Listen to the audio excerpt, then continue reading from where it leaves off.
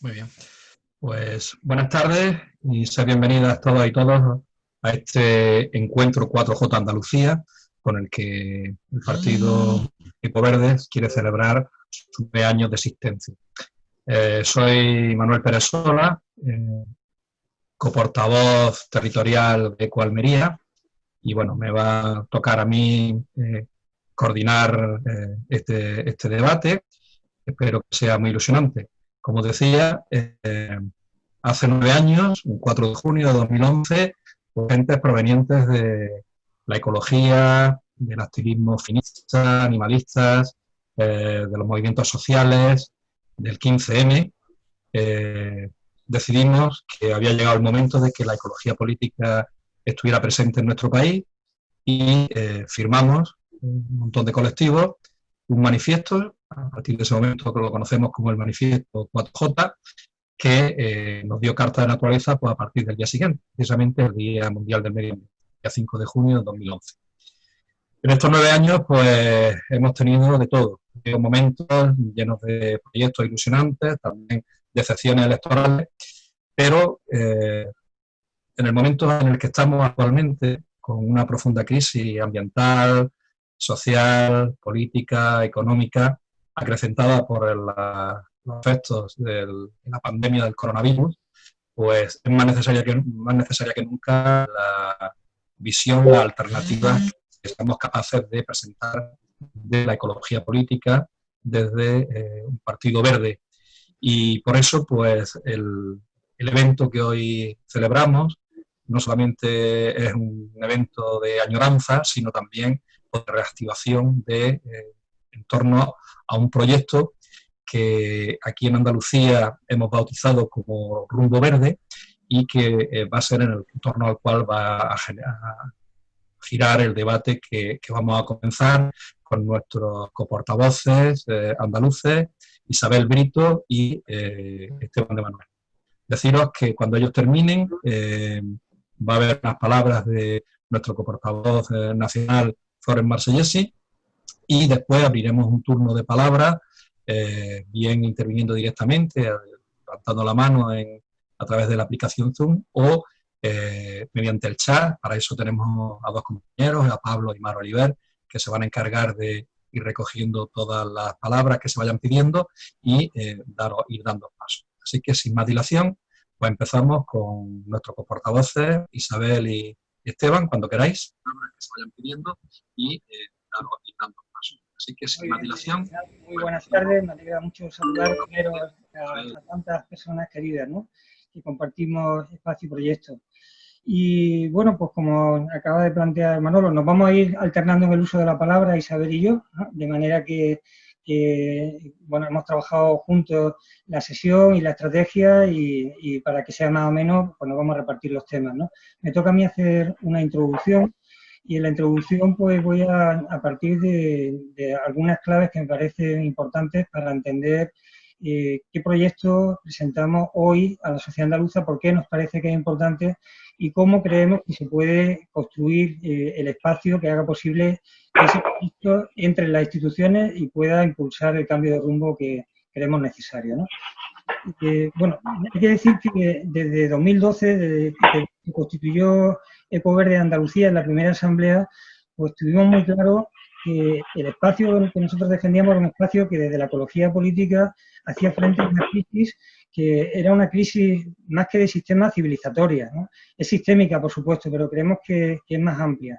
Una crisis que hunde sus raíces en el hecho de que la civilización industrial ha desbordado los límites planetarios. El desplazamiento en los últimos años ha ido generando creciente desigualdad social y también un retroceso de los cauces democráticos y de las capacidades, incluso a nivel internacional, de gobernar las crisis que hemos sufrido, ¿no?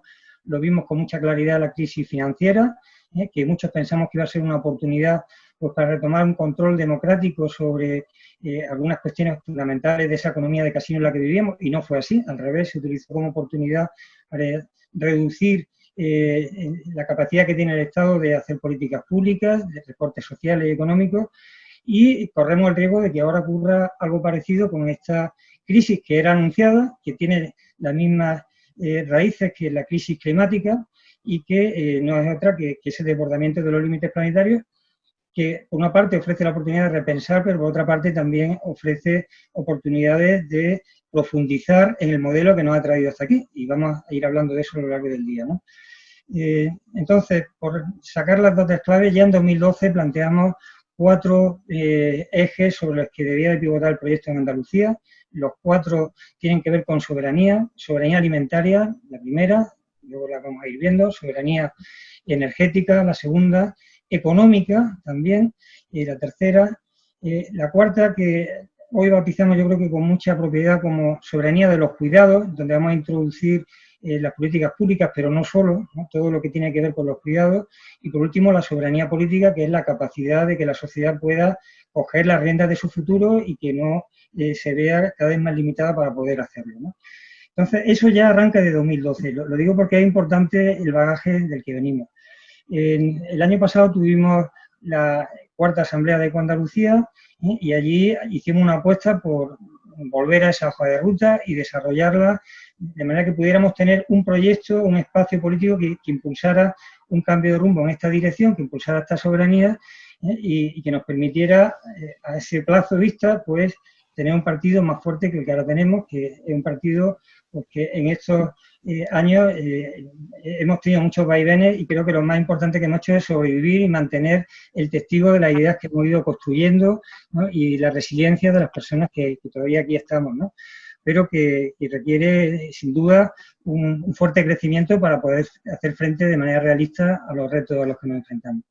Bueno, pues en esa asamblea andaluza, la idea central que pivotaba entonces era la emergencia climática. Acabamos de salir de la cumbre en diciembre, la cumbre del clima, donde Greta Thunberg, que todavía era apenas conocida en febrero en España, ¿no? Pues ya había dado el aldabonazo a las conciencias, había dicho a los políticos y a los responsables que no podían seguir vendiendo crecimiento verde, que había que ser maduros, ¿no? Y tratar a la sociedad como maduros, que ellos, los jóvenes, estaban movilizándose porque necesitaban que los adultos tomáramos hoy las decisiones que permitieran hacer caso al cambio de rumbo que pide la ciencia, y la ciencia estaba diciendo que es necesario un cambio drástico en todos los aspectos que tienen que ver con los 5 pilares de la soberanía, en la manera de producir y consumir, en la manera de producir y consumir alimentos particularmente, energía particularmente, en la manera de hacer frente a la organización de la ciudad y del territorio, y decían que nos enfrentamos a una situación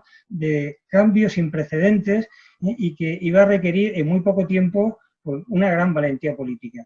Bien, han pasado un año aproximadamente de esa situación y nos hemos visto con una emergencia sanitaria que nadie podía prever y que nos hace ver cómo se puede reaccionar a una emergencia, qué riesgos y qué oportunidades surgen de ese aprendizaje.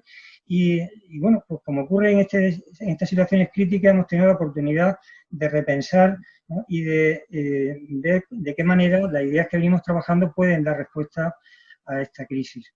En la Ejecutiva andaluza, en el equipo que salió constituido de esa asamblea, pues lo que hemos tratado de dar un paso, sobre todo, es en la manera de poder de poder crear un espacio de diálogo con la sociedad andaluza, porque tenemos claro desde el principio que ese cambio civilizatorio ya ha empezado, que ya hay una parte de la sociedad que está transitando desde la economía social y ecológica, de la economía solidaria, desde el mundo de la cultura, movimientos sociales por la justicia global, movimientos por la renta básica, que están avanzando y cómo puede ser esa civilización más justa y en equilibrio con el planeta que necesitamos.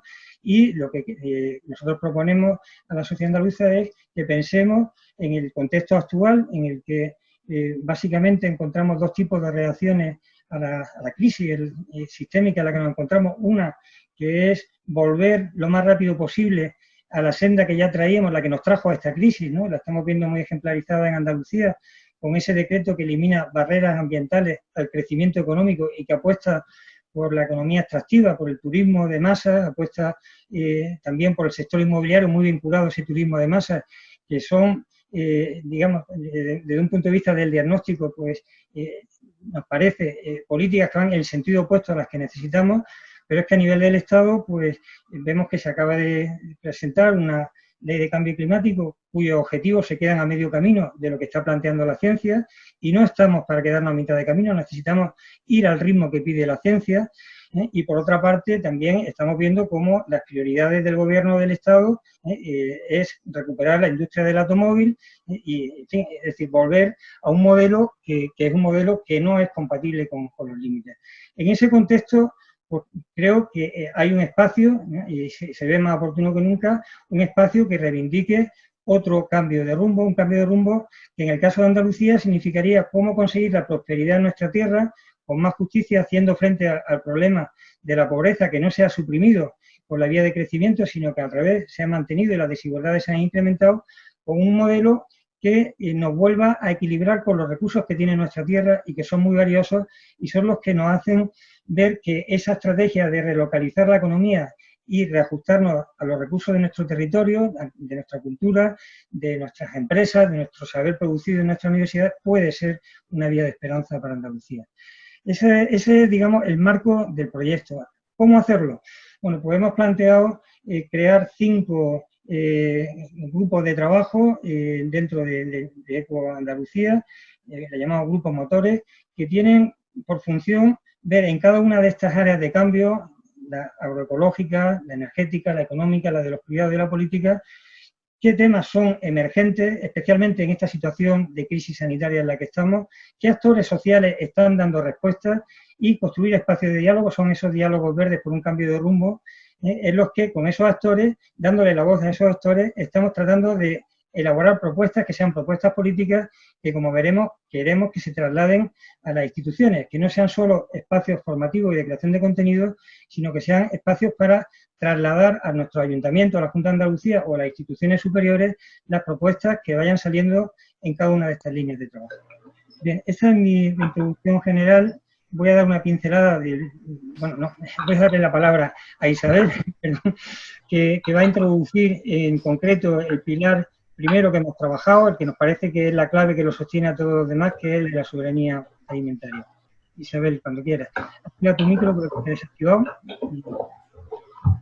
Hola, buenas tardes a todos y a todas y feliz cumpleaños, 9º cumpleaños a toda la comunidad, ¿no? Que yo creo que es importante destacar que aunque venimos de una serie de años donde también nos hemos llevado algunas decepciones, sobre todo desde el punto de vista electoral, pues es interesante, necesario llenarnos de energía para continuar y hacer fuerte esa resiliencia, poniendo de manifiesto que llevamos 9 años ya trabajando. Yo me incorporé en el año 2014-2015, para quien no me conozca, soy actualmente coportavoz de ECO en Huelva y también compagino con la coportavocía de Eco Andalucía. Y bueno, me sumo por seguir el hilo conductor con la introducción de Esteban, y antes de entrar directamente en el pilar de soberanía alimentaria, pues agradecer a todos los coordinadores y coordinadoras de los grupos motores que han estado haciendo un esfuerzo durante el confinamiento para hacer estos diálogos verdes, que han resultado muy interesantes, que hemos tenido la oportunidad de volver a conectar con organizaciones sociales y con gente del mundo académico que tenían muchísimo que decir y que aportar para esa batería de primeras propuestas, ¿no? Porque hay que decir que estos espacios de diálogo son un punto de arranque, pero que la pretensión nuestra es continuar y seguir consolidando todas estas propuestas para tener la oportunidad que el proyecto merece de estar en las instituciones a futuro defendiéndolo, ¿no? Yo pararme un poquito en la foto esa que ha hecho Esteban en relación con el decreto, que no lo quiero pasar, ese decreto ley 2/2020 que ha aprobado la Junta sin el consentimiento del Parlamento andaluz, ¿no? De mejora y simplificación de la regulación para el fomento de la actividad productiva en Andalucía, que me parece clave, ¿no? Y que no debemos pasar por alto, porque es esa punta de lanza que nos lleva de nuevo a un modelo que no solamente se ha demostrado insostenible desde el punto de vista ambiental, sino también absolutamente ineficiente. Es decir, no ha solucionado el paro, no ha solucionado los problemas ambientales que puede tener Andalucía y, bueno, se carga de un plumazo, modifica más de 30 leyes sin absoluta transparencia ni participación del resto de grupos parlamentarios. Después simplifica los trámites basándose en una premisa falsa, que es el hecho de que hay que agilizar la actividad productiva, cuando realmente después a nivel de inspecciones, ¿no?, de todas las actividades que realizan tanto los ayuntamientos como las administraciones locales, que son las más cercanas a todas esas actividades productivas, las han ido vaciando de contenido y vaciando de recursos tanto humanos como económicos, y por tanto pues es un discurso absolutamente tramposo, ¿no? Después pues afianza la privatización de servicios, como pueden ser el tema de los servicios sociales o el tema de servicios públicos tan importantes como el agua y los residuos, apostando nuevamente por infraestructuras hidráulicas, por infraestructuras energéticas fósiles, por proyectos mineros que se han demostrado absolutamente ineficientes para el territorio, y además apoya pues el que estas empresas extractivas, como decía Esteban, puedan campar a sus anchas sin proponer soluciones.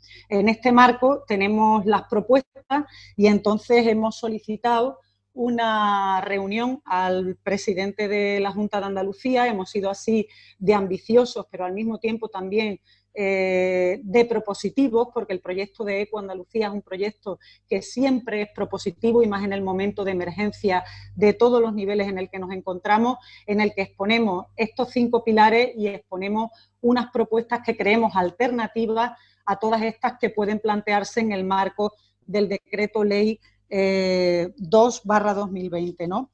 Unido a ello tenemos otros peligros que están próximos, como es ese anteproyecto de ley de impulso para la sostenibilidad del territorio de Andalucía, la famosa lista, que también está ahí calentita esperando para salir, y que tenemos que estar muy pendientes para que no se perpetúen pues proyectos urbanísticos depredadores, sobre todo con nuestros municipios costeros. Y sin pararme más, voy a entrar en el pilar de soberanía alimentaria.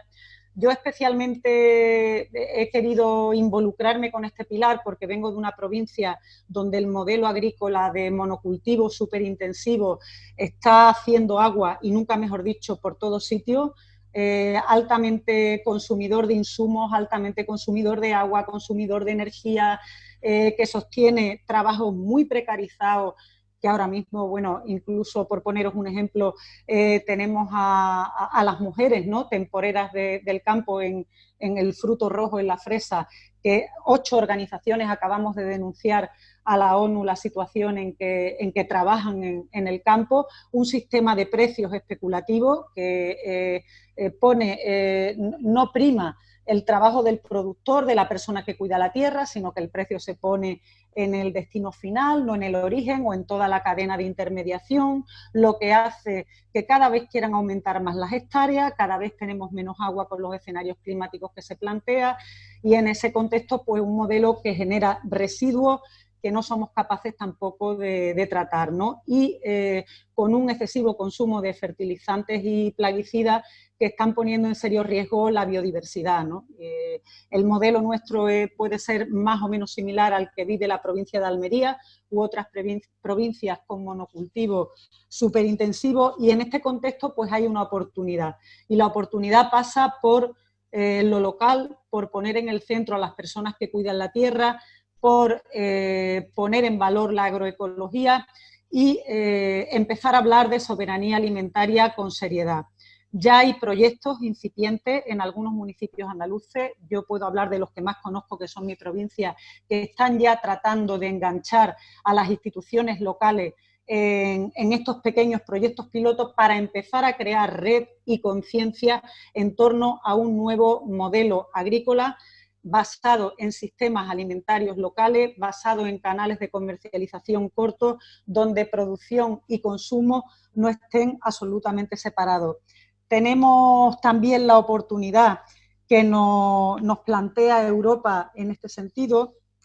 Yo quería ofrecer algunos datos, ¿no?, de lo que la estrategia de biodiversidad para 2030 plantea para Europa: poner en gestión al menos el 25% de las tierras agrarias en régimen de agricultura ecológica y extender las prácticas agroecológicas en una medida significativa, reducir en un 50% el uso global de plaguicidas químicos y el riesgo que plantean, así como reducir el empleo de los más nocivos y peligrosos y reducir al menos un 50% las pérdidas de nutrientes procedentes de fertilizantes y reducción del uso de estos últimos en al menos un 20%. Este es el marco que plantea la estrategia y yo creo que es un marco que nos permite empezar a trabajar y a consolidar estos espacios con prácticas de agroecología, ¿no?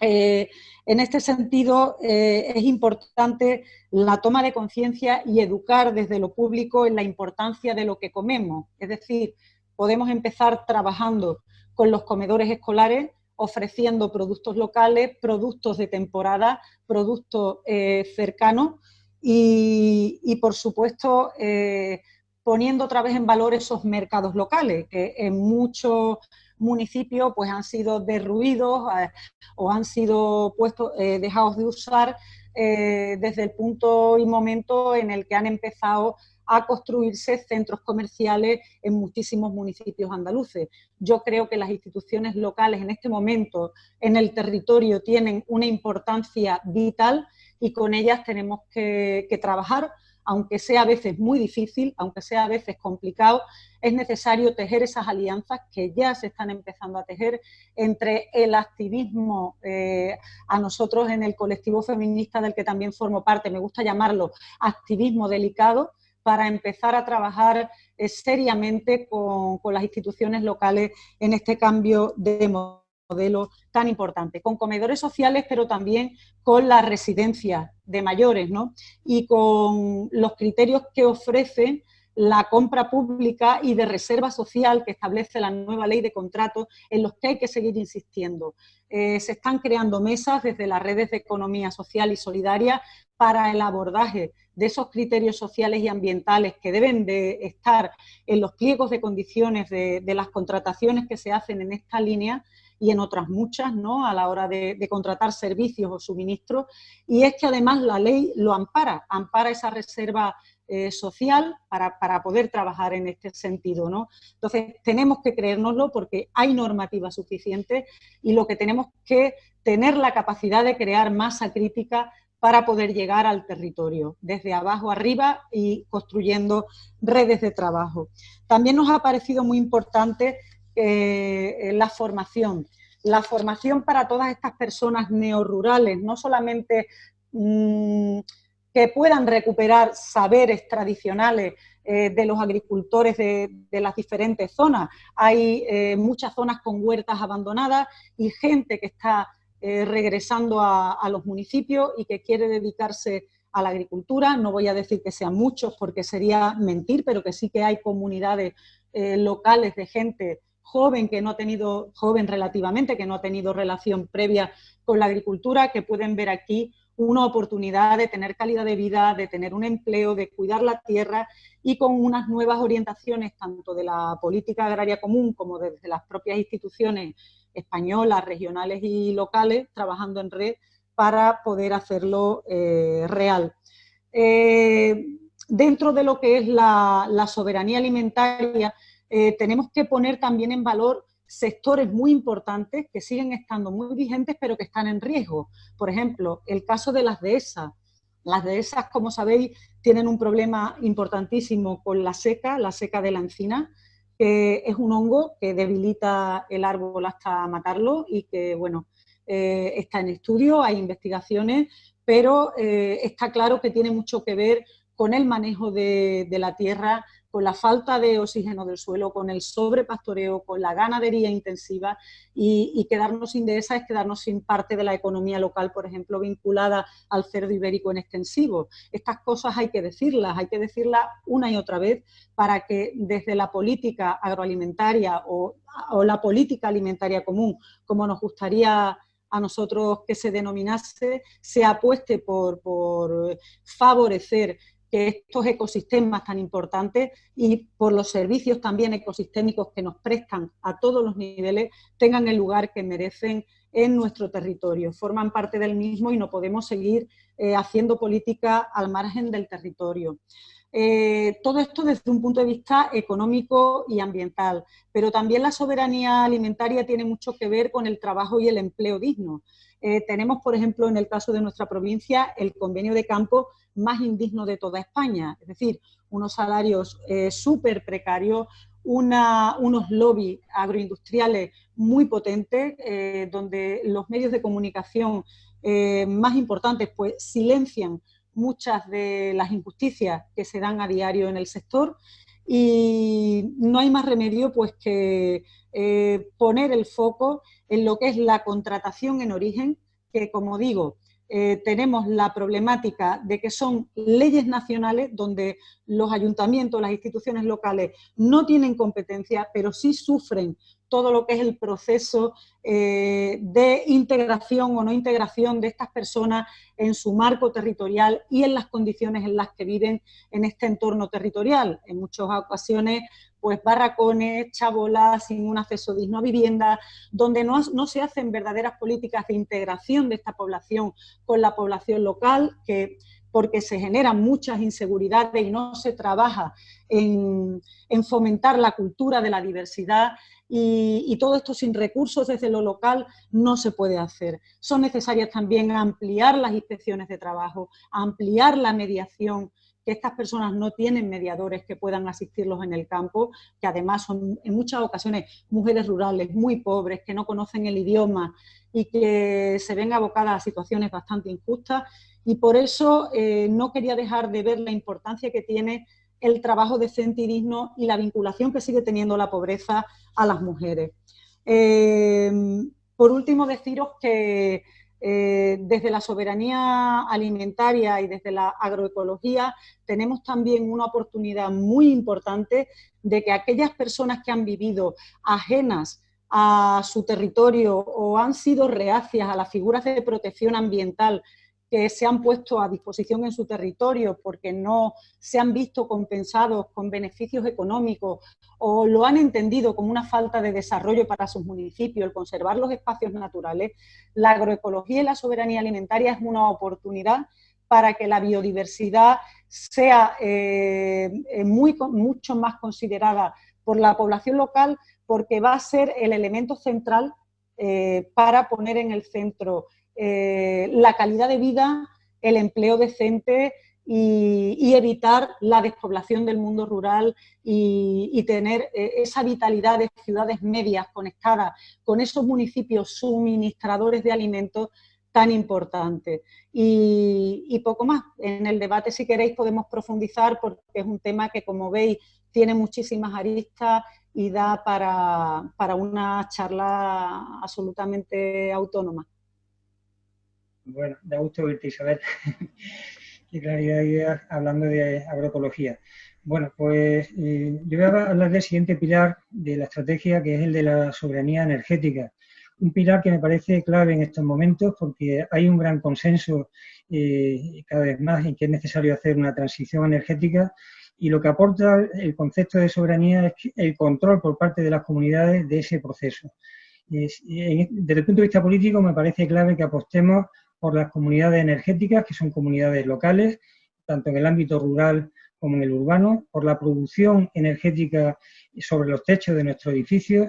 Tiene un potencial enorme de creación de empleo, de construcción de comunidades, de construcción de resiliencia, y es una manera de llegar a ese objetivo diferente a la del oligopolio, que durante muchos años, como sabemos, ha estado impidiendo la transición energética en nuestro país y que ahora quiere monopolizarla. Aprovecho para decir, por ejemplo, que Endesa se está negando a transmitir los datos que permitirían a los autoconsumidores. Soy autoconsumidor, ¿no? Y la empresa distribuidora es Endesa, soy socio de la cooperativa Son Energía, está por aquí Irene, que es del Consejo Rector. Bueno, pues todos los que tenemos instalaciones de autoconsumo en Andalucía estamos bloqueados, no se nos pueden compensar los excedentes porque Endesa no quiere y el gobierno la deja, ¿no? El gobierno andaluz, el gobierno municipal y el gobierno estatal. Es muy importante que esto se aborde en el marco de la nueva ley de cambio climático, que se acabe con el oligopolio y que se apueste en primera instancia como prioridad por que esa transición energética se haga casa a casa, empresa a empresa, en los techos de los edificios, porque es donde es más eficiente desde el punto de vista energético, pero también donde se va a hacer de manera más democrática, más distribuida y generando más empleo también local.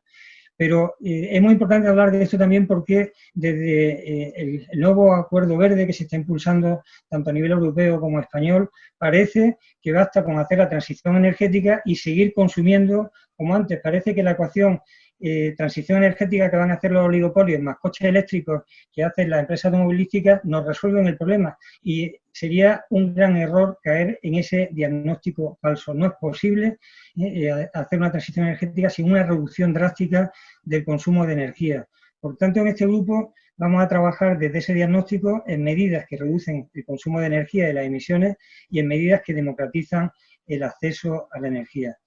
Hemos elegido como tema clave para empezar el tema de la movilidad, porque la movilidad es responsable de 1/3 por lo menos del consumo de energía, la movilidad y el transporte, ¿no? Y porque las ideas que se venían fraguando desde la movilidad sostenible, hemos visto con la pandemia que hoy son urgentes. Nos está diciendo el Ministerio de Sanidad que tenemos que darle la vuelta al reparto del espacio público en las ciudades. El 70% del espacio público de las ciudades lo hemos dedicado al coche y la industria automovilística nos dice que todavía tenemos que tener gestos más positivos hacia esa industria para que vean que consideramos que es un pilar de nuestra economía. Les damos el 70% del espacio público, les damos la prioridad en la autovía de acceso a nuestras carreteras. ¿Y qué nos está diciendo el Ministerio de Sanidad? Lo mismo que dice la movilidad sostenible. Vamos a darle la vuelta a esa pirámide, vamos a priorizar a las personas en el espacio público para moverse y para estar, para que puedan hacerlo guardando incluso las distancias de seguridad que nos dice Sanidad. ¿Cuántas calles en nuestras ciudades tienen aceras de más de 2,5 metros? ¿No? Bueno, pues las conclusiones a las que llegamos en el debate sobre movilidad sostenible, en la que participaron asociaciones de toda Andalucía que están planteando propuestas valientes y que son de bajo coste de implantación inmediata a nuestros ayuntamientos y que no están teniendo eco alguno, van todas en esta dirección.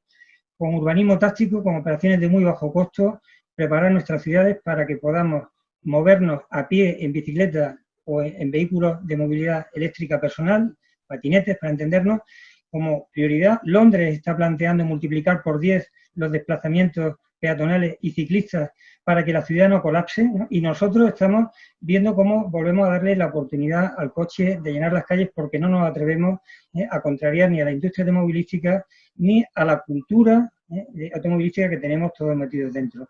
Se trata de avanzar hacia una movilidad más saludable, porque hemos podido ver cómo durante el confinamiento el aire de nuestras ciudades ha mejorado la calidad, ¿no? Vivimos en ciudades que son contaminadas, que no tienen un aire sano.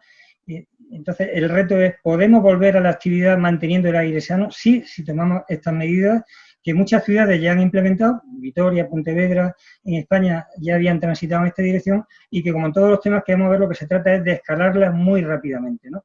Complementándolos con una apuesta decidida por el transporte por ferrocarril para mercancías y también para personas y media distancia, que deberían de ser las prioridades en la acción, hacer una moratoria a cualquier tipo de infraestructura para el automóvil y apostar decididamente por las infraestructuras para el ferrocarril. Como digo, bueno, aquí está Manolo Delgado, que ha hecho las cuentas integradas desde la Cátedra de Economía Ecológica del Transporte en Andalucía y ha puesto en evidencia que esto es como un iceberg, donde la mayor parte del consumo de energía asociado al transporte está oculto, está por debajo del nivel del mar, y con ese conocimiento científico, con lo que están planteando los movimientos sociales, tenemos argumentos más que suficientes como para darle la vuelta a la situación, ¿no? Esto es un tema que tenemos listo para llevar a los ayuntamientos, que tenemos listo para llevar también al presidente de la Junta de Andalucía cuando nos reciba para hablar de la Carta Verde, y tenemos un argumento de fuerza ahora mismo, que es que la pandemia va a durar todavía muchos meses y no podemos esperar otro tipo de soluciones que pueden ser más largas. Tenemos que tomar soluciones inmediatas de bajo costo con los recursos que tenemos y ya, ¿no? Esa es un poco la conclusión principal. Espero que en los próximos días podamos empezar a ver esas iniciativas de movilidad. Vamos a coordinarlas en principio entre las ciudades de Sevilla y Málaga, que son las dos grandes ciudades metropolitanas de Andalucía. Las vamos a presentar a nivel municipal y vamos a trasladarlas, como digo, también a la Junta de Andalucía. Bien, esto un poco para situar este segundo eje, el de la soberanía energética. Paso la palabra de nuevo a Isabel para hablar de otro tema que es clave, que es el de la soberanía económica. Si algo nos hemos dado cuenta en este parón es que del COVID es que no tenemos los recursos ni para hacer mascarillas, ¿no? Simples mascarillas, ¿no? Ni los recursos para fabricar respiradores, aunque nuestras universidades rápidamente han hecho prototipos de respiradores que se pueden hacer, o para tener test de vacuna. Es decir, nos hemos dado cuenta que la dependencia de la economía global, Andalucía depende en un 80% de productos que vienen de fuera de Andalucía, nos hace muy vulnerables ante crisis globales. Cuando hablamos de soberanía económica, por tanto, estamos hablando de relocalizar, de acercar la economía al territorio, a los recursos del territorio y de impulsar también un sector industrial, que tiene que ser un sector industrial circular, ¿no? Bueno, pues de todo esto nos va a hablar Isabel y nos va a hablar un poco del tejido social que ya en Andalucía, en nuestra tierra, está planteando alternativas.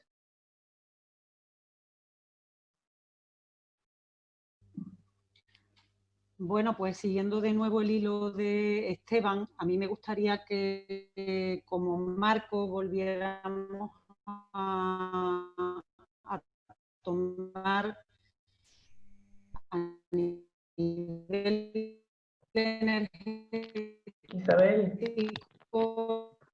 las políticas que ya los verdes europeos están.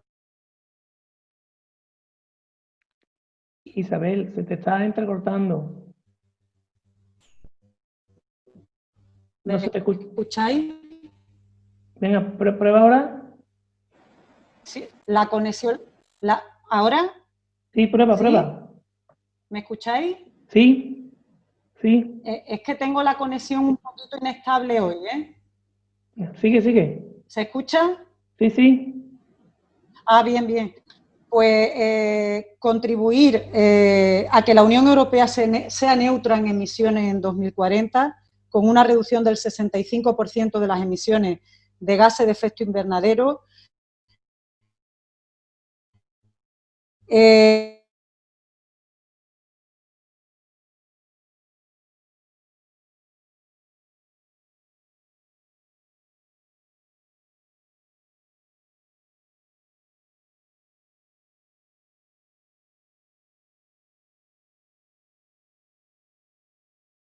Isabel, te hemos perdido del todo. Esteban, ahí, sí, Esteban.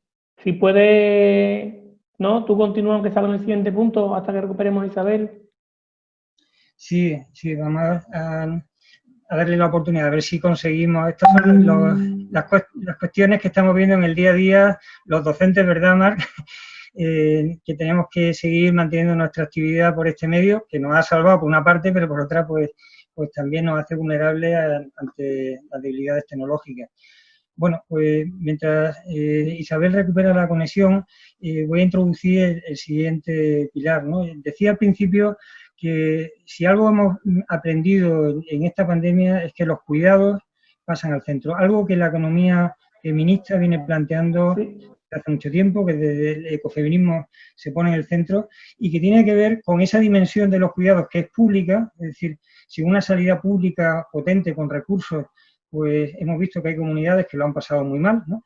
Y que en todas, hemos visto cómo nos hemos resentido por los recortes en sanidad que sufrimos después de la última crisis financiera, que se utilizó para hacer recortes precisamente en todos los sectores de políticas públicas, y por tanto los cuidados están por de sanidad, por de educación, todos los servicios públicos, entre ellos también el del transporte público, que se ve como algo que en estos días merece ser sustentado como una política pública de primer orden, porque muchísimas personas no tienen otras alternativas para ir al hospital, para ir a su trabajo, que el transporte público. Y con el modelo de gestión que tenemos ahora semi-privatizado del transporte público, si pierden usuarios, las empresas van a ir a la quiebra. Por tanto, es muy importante que reivindiquemos también desde la política de cuidado este sector. Hemos visto en estos días cómo todas las personas que nos llevan los alimentos cerca de casa, que eran invisibles, los productores, los agricultores, que se habían manifestado, como antes comentaba Isabel, por las malas condiciones económicas que tienen en el campo, los distribuidores, el comercio de proximidad, las cajeras, que se han expuesto en medio de la pandemia para hacernos llegar los alimentos. Todos esos sectores que nos cuidan, que sustentan la vida, son muy importantes y nos hemos dado cuenta de que estaban infravalorados. Nos hemos dado cuenta que mucha gente al recluirse en casa, vivían al día y se han quedado sin recursos. Que por tanto, el tema de la renta básica universal que venimos defendiendo desde 2012 en Andalucía, que tenemos nuestros programas andaluces desde 2012, la renta básica universal, hoy es más necesaria que nunca. Una renta básica universal que nos ponga por encima del techo de la pobreza, por tanto, con los recursos suficientes, ¿no? Y que es una renta básica universal que tiene que ir de la mano de una reforma fiscal redistributiva, que consiga más recursos de las rentas más altas, que sea más progresiva y que al mismo tiempo que sea más redistributiva. La propia... tenemos aquí a Félix, que luego de esto podrá hablar con más detenimiento, y lo invitaremos al debate que tenemos sobre renta básica universal la semana que viene, ¿no? Como miembro de la red de renta básica universal de Andalucía. Hay muchas maneras de hacerla operativa. Una de ellas precisamente es a través del impuesto de la renta, de manera que mes a mes, sin tener que esperar a hacer la declaración de la renta del año siguiente, podamos tener ese ingreso universal, ¿no? Aquellas personas que no lleguen a ese ingreso mínimo que les sitúa por encima del nivel de la pobreza. Entonces, son elementos de políticas públicas potentes. La renta básica universal va a ser clave para que la transición ecológica sea justa y nadie se quede en el camino. La consideramos desde el principio como una pieza clave y hoy lo vemos con más relieve que nunca. Y luego, por otra parte, hemos visto cómo los cuidados en el hogar son cuidados que estaban desigualmente distribuidos y que necesitamos redistribuir, como siempre nos ha dicho el feminismo. Es decir, tenemos que estar pendientes de nuestros hijos y de nuestra hija, ocuparnos de su educación mientras están en casa, hacerlo de manera distribuida, ocuparnos de la compra de los alimentos de manera distribuida, de manera justa. Todos estos elementos, como digo, que han estado siempre en el discurso del ecofeminismo, hoy cobran un nuevo relieve. Y bueno, dentro de todo esto, en Andalucía empezamos por trabajar, y luego Mar Oliver nos podrá completar el cuadro, ¿no? Desde el tema de la educación, porque la educación ha sido uno de los sectores que se han visto, digamos, como más sacudidos por la pandemia, porque han puesto de manifiesto que el sistema educativo que teníamos no nos vale para estas situaciones de emergencia, ¿no? Hemos pretendido seguir haciendo las tareas escolares que hacíamos en el día a día en una situación muy extraña para los niños, y hemos perdido la oportunidad de extraer aprendizajes de la situación en la que estamos. Y la conclusión del debate sobre educación fue que la vuelta a la normalidad no puede ser la vuelta a la escuela que teníamos, que tiene que ser la vuelta a una escuela con más recursos, con una ratio menor, de manera que cada profesor pueda tener una atención más personalizada a sus alumnos y por tanto, una educación también más en contacto con la comunidad, con los problemas de la comunidad, con dar respuestas a los problemas de su entorno, con implicar en la comunidad de aprendizaje a los adultos, ¿no? Se dice que se necesita un pueblo para educar a un niño o a una niña, y a mí me gustaría decir que también un niño y una niña pueden educar a un pueblo, ¿no? Porque esto es recursivo, ¿no? La labor que hacen los maestros y las maestras y toda la comunidad educativa, también en la enseñanza universitaria, es una labor transformadora, y esa escuela transformadora que queremos que se ponga en marcha y que se enfatice después de la vuelta a la normalidad es una escuela también que puede hacernos más resilientes, que nos puede hacer entender mejor lo que está pasando, y también más resilientes, con más capacidad de reacción ante las crisis a las que nos hemos sometido. No sé si Isabel ha podido recuperar ya el sonido. Es una pena que perdamos la oportunidad. Si la veis por ahí, no la veo. Creo que ha salido para volver a entrar. Isabel. No, está... Sí, estoy aquí. ¿Me escucháis ahora? Ahora Sí. muy bien. Venga, aprovechamos. Disculparme porque aquí en el momento que hace un poquito de viento ya se fastidia un poco las conexiones y todo. Bueno, yo simplemente había querido establecer un poco el marco de los objetivos que el Partido Verde Europeo está defendiendo, para después ya bajar un poco al territorio y decir que, por ejemplo, yo siempre me gusta hablar con ejemplos. Vengo de una provincia donde la industria pues ha supuesto, pues ha dejado muchas huellas y no buenas, ¿no? Huellas ambientales como pueden ser los depósitos de fosfoyeso, huellas ambientales como pueden ser las cortas mineras, y volvemos a la carga, es decir, el resto de grupos políticos lo que pretenden es volver a reabrir proyectos mineros, a seguir apostando por infraestructura hidráulica de trasvase a costa de dinero público para mantener una agricultura superintensiva, y es el momento de realmente empezar a hablar de economía circular en torno a la industria, pero no una economía circular del greenwashing, sino sino una economía circular basada en la prevención, en la reutilización de los residuos, en hacer que los ciclos sean cerrados, ¿no? y que no se contamine. Y por otra parte, avanzar en la responsabilidad social, en los criterios ecológicos y en el impulso al empleo de calidad de esa industria. Lo que no puede ser es que se estén planteando de nuevo abrir proyectos como la mina de Aznalcóllar, que lo nombran como minería del siglo XXI, cuando la pretensión es vaciar cortas hasta 14 millones de metros cúbicos de aguas ácidas que irían al ecosistema del Tinto y podrían volver a provocar catástrofes en Doñana como la que tuvimos en el año 98, que además tenemos ya datos de que Boliden a Pirsa se fue sin pagar el dinero público que se había puesto tanto por parte del gobierno autonómico como estatal, que es dinero de todos los ciudadanos y ciudadanas andaluzas. Es decir, se demuestra de nuevo absolutamente ineficiente y especulativo, ¿no?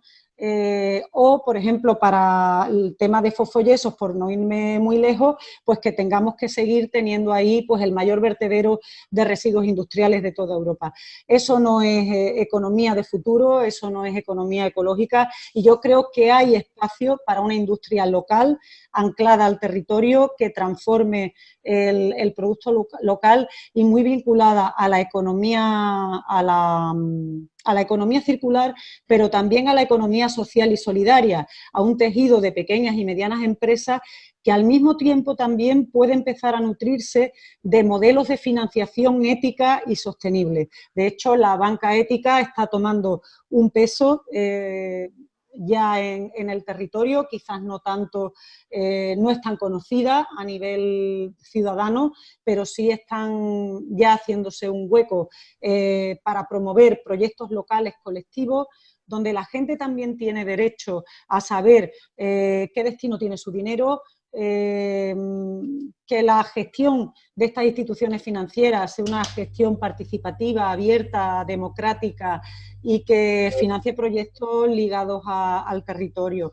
No quería dejar este pilar sin las menciones que se han hecho en el grupo motor de las reuniones que hemos tenido. Yo sé que es un tema muy espinoso, pero al igual que en soberanía energética se ha hablado de transporte como elemento fundamental para no volver al vehículo privado tras la pandemia, aquí es necesario hablar de turismo. No vamos a ponerle nombre, no vamos a ponerle ni apellido de sostenible, ni no sostenible, ni poscrecimiento, ni nada de esto. La conclusión que hemos sacado en las jornadas que hemos tenido, muy interesantes además, con experiencias locales vinculadas al turismo astronómico, al turismo gastronómico, al turismo enológico, a un turismo desligado de la estacionalidad, a un turismo respetuoso con las poblaciones locales, con planes de contingencia, no basado en el turismo de masa, pero no podemos dejar de olvidar que actualmente es el modelo turístico que tiene éxito, el turismo masivo de sol y playa. Bueno, es necesario que empezamos a dialogar seriamente sobre qué modelo, si es que queremos un modelo turístico para Andalucía, porque ahora mismo es un sector en el que entidades como Exceltur están haciendo una presión brutal al gobierno para quedarse con un gran pedazo de los fondos europeos que vienen a España. Y es el momento de que nosotros pongamos una serie de alternativas. Hay alternativas si hacemos un enfoque integral del turismo vinculado a la sostenibilidad ambiental, vinculado a la calidad de vida en los territorios, vinculado al respeto a los valores naturales y vinculado también a un transporte sostenible, ¿por qué no? Está en crisis el sector del automóvil y están en crisis las líneas aéreas, ¿no?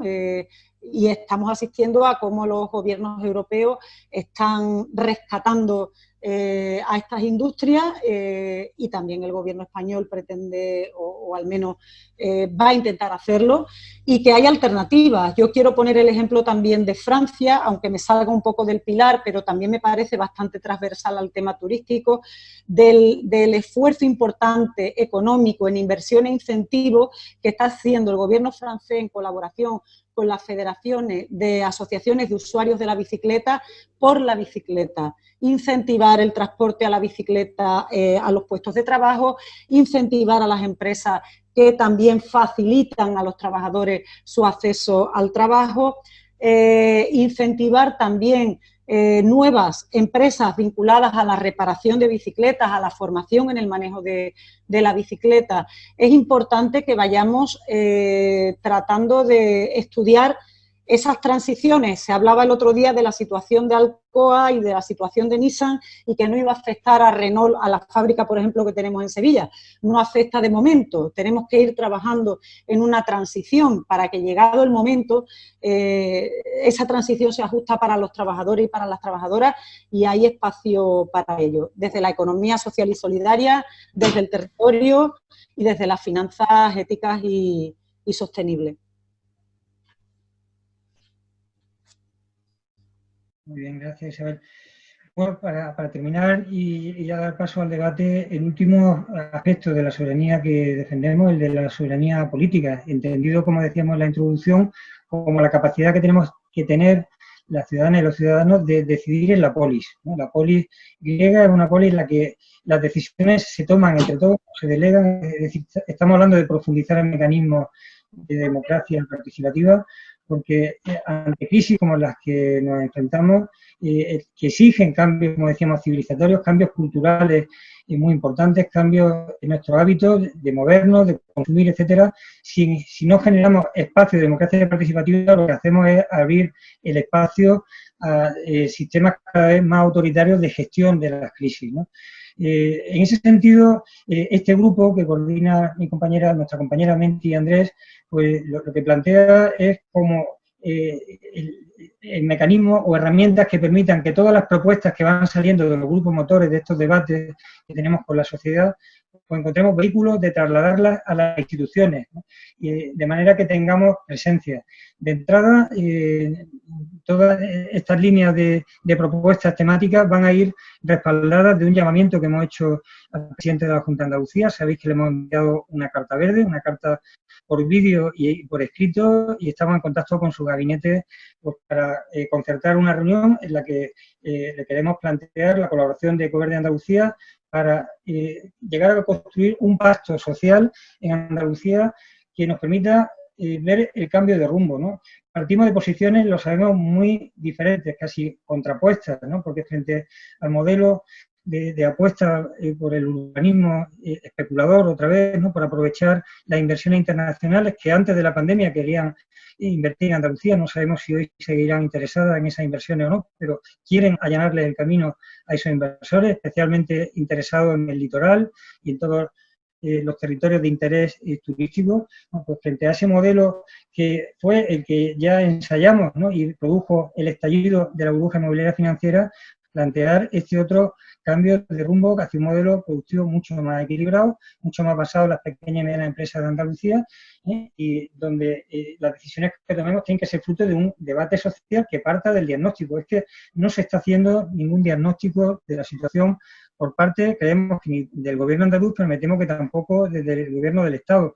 No se está haciendo un diagnóstico de cuáles son esas causas que la comunidad científica decía que anunciaban esta pandemia y que sobre eso poco hemos hablado porque las causas son causas económicas que cuestionan el modelo económico del crecimiento y la reconstrucción, el pilar fundamental que tiene en cualquiera de sus modalidades, verde o gris, es el crecimiento.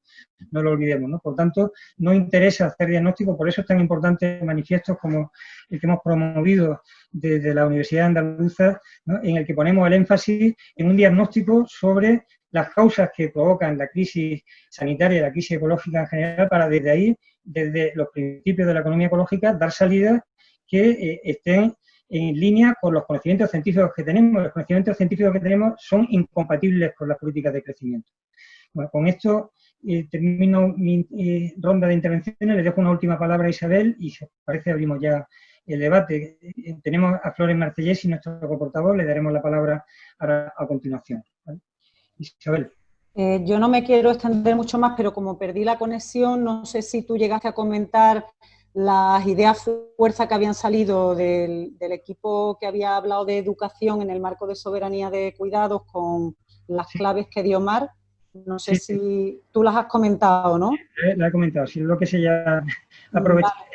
Mientras te para darlo, sí. Pues yo hacer una breve mención, que no sé si se ha comentado también, a la situación de los cuidados que hemos vivido durante la pandemia como un servicio también esencial, al igual que podíamos haber hablado antes del servicio de abastecimiento y suministro de alimentos, o de los servicios sanitarios, o de los servicios educativos, ¿no?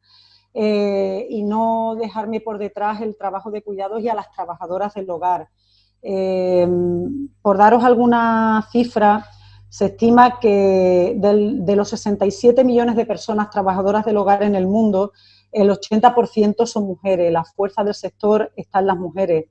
Tan solo 1 de cada 10 trabajadoras del hogar está protegida por la legislación laboral. Como bien apuntaba Estela en el chat, no he podido ir siguiéndolo todo, pero sí me he quedado con esa frase que ella pone encima de la mesa. Los cuidados es poner encima de la mesa los derechos humanos. Y es cierto, estas mujeres, en muchas ocasiones migrantes, que están en una situación de internas, trabajando en las casas, sin papeles, sin alcanzar los salarios mínimos, con sus hijos en sus países de origen, cuidados al mismo tiempo por sus madres, por sus abuelas, ¿no? Estableciendo esas cadenas de cuidados sin fin y mandando las pocas remesas que pueden ir ganando a su país de destino. Nuestro país todavía no tiene ni siquiera ratificado el convenio de la Organización Internacional del Trabajo, el 189, y estas mujeres todavía no tienen derecho a paro, no tienen derecho a jubilación, no tienen derecho a protección y prestaciones por maternidad. Por daros un dato, no solamente porque cuiden a nuestra infancia, también en el cuidado a nuestros mayores. Hemos visto, por ejemplo, en grandes capitales como Madrid, como las residencias de mayores que estaban en manos de los fondos buitres han sido caldo de cultivo para el virus, para el coronavirus, ¿no?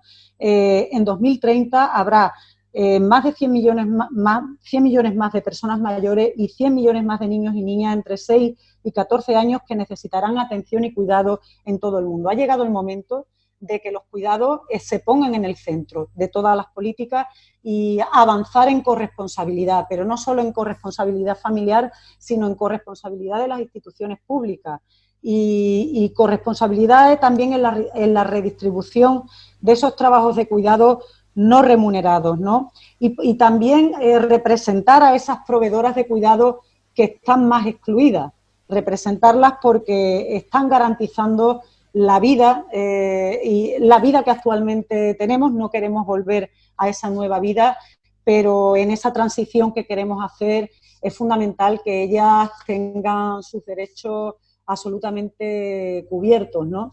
Y por último, destacar también que tenemos que hacer las ciudades más amables y más inclusivas también con las mujeres y con la infancia, y que los desplazamientos que hacemos en las ciudades para la vida, para lo cotidiano, no sean más complejos que los que hacemos al trabajo, que sean más sencillos, más amables, ¿no? Para poder volver a recuperar nuestras ciudades y nuestros pueblos como lugares de convivencia y de armonía, ¿no? Y ya aquí me quedo.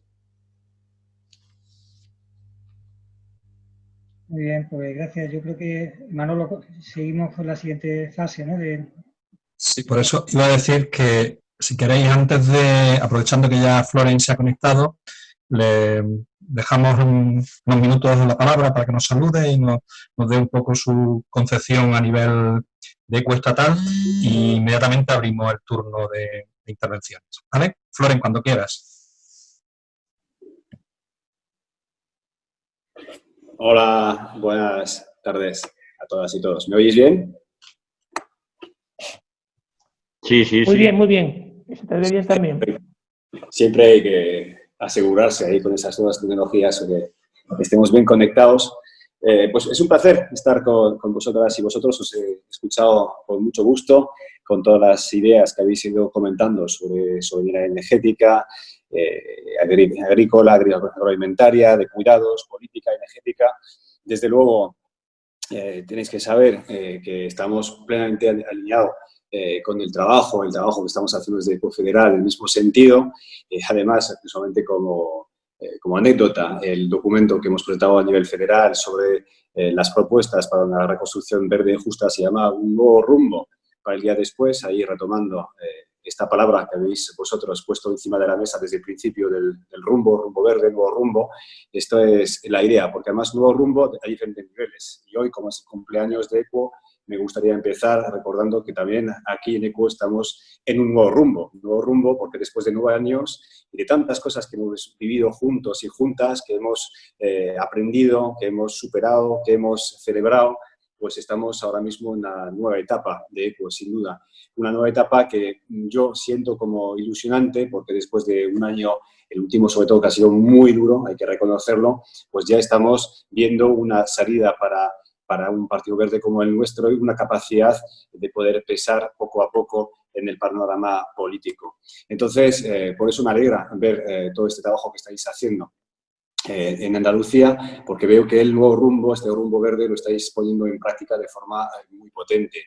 Y también este nuevo rumbo existe a nivel interno en EQUO a nivel federal, viendo todos los territorios de EQUO federal que también están en el mismo camino que el vuestro, pensando que ahora mismo es el momento. Es el momento porque es el nuevo rumbo también a nivel global, porque tras la pandemia, desde luego, ahora mismo se abre un punto de inflexión, es decir, si cambiamos de rumbo, es ahora, porque sabemos perfectamente que hay una gran mayoría de la sociedad que no quiere volver ahora mismo a la situación de antes, a esta normalidad, como dicen, sino que es el momento de aprovechar, de aprender de la crisis, tanto sanitaria como climática, ecológica, para poner en marcha una nueva normalidad, pero una normalidad que no se parezca, que ni debe ni puede parecerse a la anterior, que es insostenible y injusta, sino poner en marcha una gran transición ecológica y justa que también habéis comentado ahora mismo. Por eso hemos publicado este documento también a nivel federal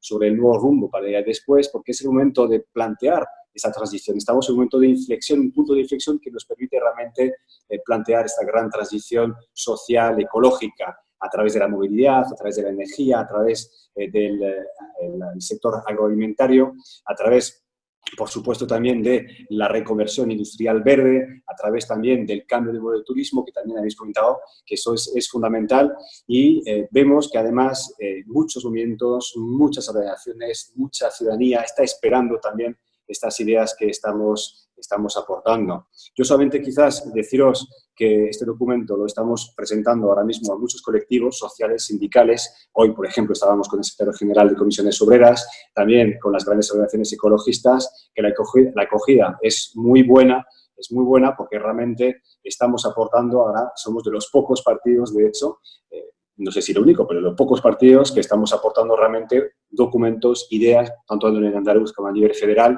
para la recuperación, o como se quiera llamar, es decir, esta nueva normalidad basada en la sostenibilidad y la justicia.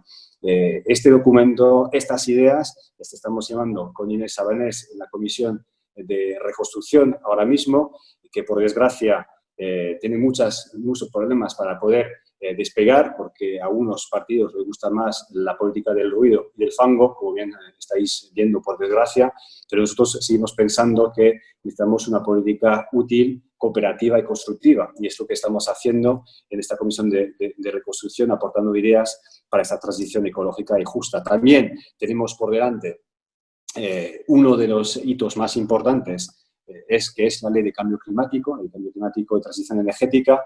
Desde luego, tal y como es una buena noticia que haya llegado al Congreso, por fin, lo estábamos reclamando desde hace años, pero es totalmente insuficiente si comparamos con la ciencia, porque, desde luego, si fuimos capaces de escuchar a la ciencia para el coronavirus, pues, desde luego, no entendemos por qué no vamos a escuchar a la ciencia también para la emergencia climática. Y ahora tenemos que tener mucho más ambición para esta ley. Para España sería un 55% de reducción de emisiones de CO2 para 2030 y neutralidad climática para 2040. Y, por supuesto, también una ley climática que tiene que ser mucho más transversal, que ahora mismo toca sobre todo temas de clima y de energía, pero es incapaz de tocar temas tan importantes, por ejemplo, como es el sector agroalimentario. Entonces, ahí vemos que tenemos que tener una ley mucho más potente, que además pues tiene, por supuesto, el sistema económico. También tendremos por delante una nueva ley de movilidad sostenible. También ahí Inés Sabanés interpeló a Teresa Rivera, que recogió el puente anunció una ley de movilidad sostenible. No tenemos mucho más información sobre el contenido real de esta ley de movilidad sostenible. Lo único que sabemos es que al mismo tiempo el presidente del gobierno ha anunciado un plan de renove, con lo cual es volver a empezar a cometer los mismos errores que se han cometido en el 2008, y ahí sí que tenemos que ser muy claros. No queremos un plan de renove, lo que queremos es un plan de choque por la movilidad sostenible, que realmente ponga en el centro el transporte público y limpio, que ponga en el centro la bici, que ponga en el centro el peatón, que ponga en el centro el coche compartido, con una reducción sustancial del coche privado. En ese sentido, me gusta mucho que hayáis hablado tanto de la bici, porque efectivamente la bici va a ser uno de los transportes seguros y limpios más importantes de esta crisis y después de la crisis también. Entonces, en ese sentido, organizamos la semana pasada un encuentro con Pierre Cern, que es el encargado por el gobierno francés de poner en marcha la estrategia de desarrollo de la bici, y en este sentido no me voy a... Lo voy a explicar, solamente os voy a decir que si queréis luego en el chat os puedo colgar también la forma de acceder a este webinar que grabamos, entonces ahí lo podéis tener con una contraseña, es muy fácil, podéis entrar y tener una hora y media de explicación directa del encargado en Francia de esta estrategia de la bici. Sorprende todavía que en España nadie realmente haya recogido el guante, porque sí que dijo Teresa Rivera hace algún tiempo que iba a hacer algo, pero todavía estamos esperando realmente una respuesta real.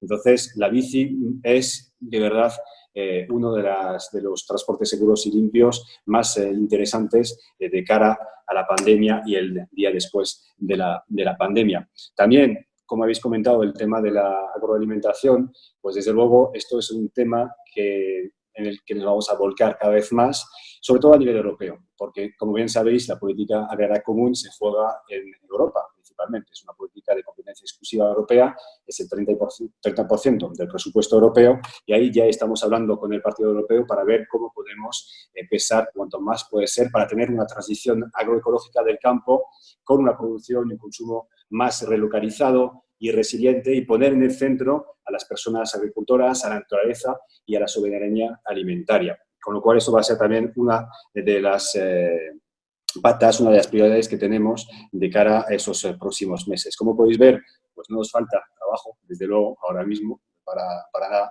Tenemos muchas prioridades delante, y ahí podéis contar, por supuesto, con el total apoyo de Confederal para todo lo que estáis llevando a cabo en Andalucía, porque acabamos de cumplir 9 años, pero estoy seguro que vamos a cumplir muchos más y que vamos a jugar el papel que tenemos que jugar ahora mismo de cara a esta emergencia climática y ecológica. Es decir, está clarísimo que este modelo tiene que cambiar, no es sostenible, y ahora mismo tenemos que aprender muchísimo de lo que ha pasado en estos últimos meses, y sobre todo de que realmente cuando se quiere, se puede. Y lo hemos visto en esta crisis. Y que todos los dogmas que toda la gente daba por supuesto que parecían intocables, como el dogma neoliberal, incluso productivista, pues sí que se pueden tocar, de hecho. Se pueden tocar si hay voluntad y si hay necesidad. Entonces, ahora mismo es el momento de hacer lo mismo para la gran transición ecológica y poner en jaque ese sistema que es del todo insostenible e injusto, y hacer esta gran transición ecológica y justa hacia un modelo que de verdad sea más justo, más sostenible y más democrático. Con lo cual, solamente terminar diciendo felicidades ECO y que cumplamos mucho más.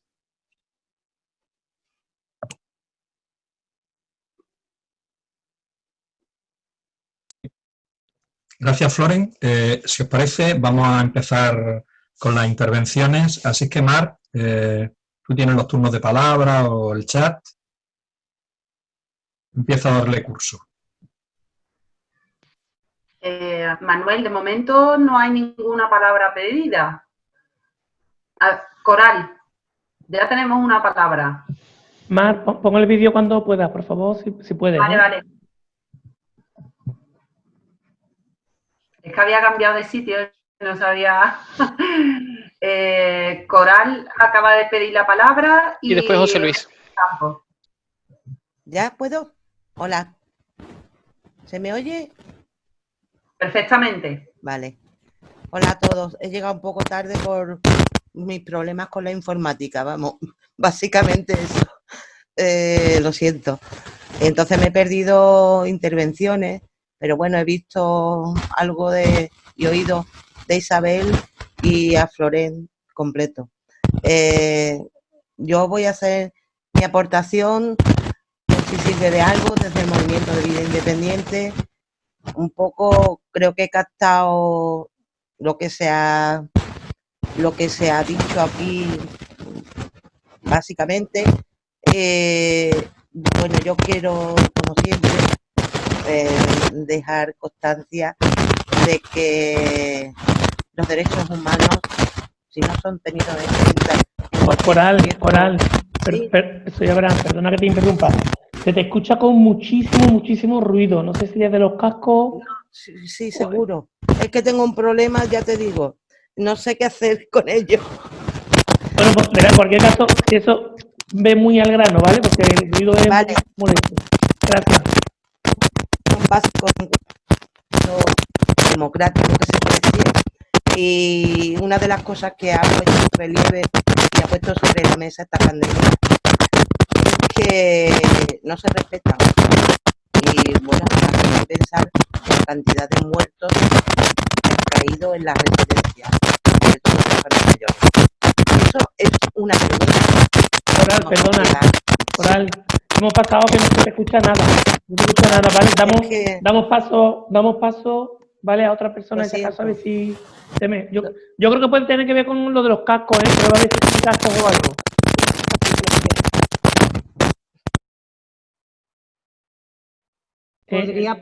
Abraham, ¿podría ponerla en el chat la pregunta? Bueno, más que una pregunta era una intervención. Ah, a ver si era una reflexión. Vale, el tema de sonido y si acaso Mar o quien proceda, ¿vale? Dar paso al siguiente. Ahora tiene la palabra José Luis. Bien, ¿me Luego, escucháis? Manuel. ¿Me escucháis bien? Vale. Sí, Sí, tres cositas quería comentar. Una muy breve sobre soberanía alimentaria. Este fin de semana, aquí en Almería, en un pueblo muy chiquitito de Alpujarra, hacían un encuentro, el Ecoencuentro de Almócita, que es un sitio al que realmente vale la pena asistir porque tienen ponentes de muy alto nivel. Y ahí se estuvo comentando temas agrícolas y a mí me sorprendió un dato que yo no conocía, y es que en muchos países de Europa que se está fomentando la agricultura ecológica, bueno, los canales de distribución son directos, son venta directa del agricultor al consumidor. Y no solamente esto, que además es en un porcentaje, en muchos casos, que llega a un 25%, según decían, sino que hay muchos estados que están facilitando herramientas y financiación para conseguir esto. Entonces, yo creo que en la situación que se está pasando en el campo, aquí en Almería, es evidente que el modelo está llegando a un punto de deterioro y a un punto límite. Este cambio tiene que ir en los dos sentidos, en un sentido de que sea una agricultura ecológica y en el sentido de que sea una distribución de canal corto. Que yo creo que en esto sí que como partido deberíamos influir en que hubiera apoyos institucionales a crear ese tipo de ayudas a generar un canal corto de comercialización. Luego otra cosa que yo me planteo es que estoy convencido de que hay una mayoría de la población que es favorable a todo lo que nosotros defendemos. Entonces, la pregunta es, ¿cómo es posible que esa mayoría no sea capaz de manifestarse de una manera contundente para que no quepa duda de que hay que hacer las cosas así? ¿De qué manera podríamos nosotros también como partido ayudar a que se hiciera evidente un estado de opinión social? Esa es una duda que a mí se me plantea. Y por último, me parece muy importante que tengamos en cuenta que lo más interesante del encuentro de hoy quizá no sea tanto los temas que estamos tratando, sino qué estamos haciendo juntos. Porque hasta ahora hemos tenido maneras de relacionarnos a nivel andaluz que han consistido en compartir grupos de WhatsApp, grupos de Telegram, comunidad, mails. Presencialmente hemos tenido reuniones, pero es la primera vez que tenemos una reunión entre nosotros a través de un medio que es la videoconferencia, independientemente de todos los grupos de trabajo que se han ido poniendo en marcha.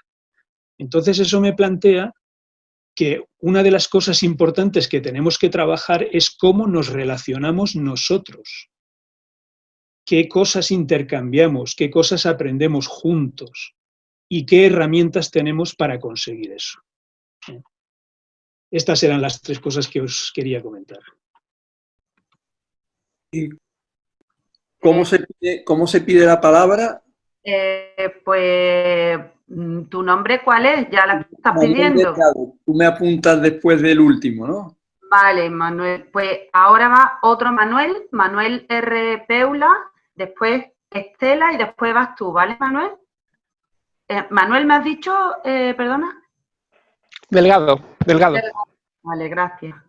Mar, no te olvides de mí, que tengo la mano levantada. Ay, no te he visto la mano. Es Paco. Yo no veo las manos, Paco. Las manos las ve Manolo.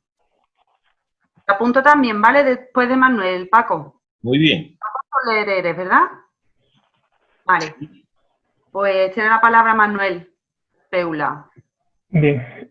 Bueno, pues buenas tardes a todos y a todas. Quería comentar un par de cositas antes de entrar un poco más en el debate.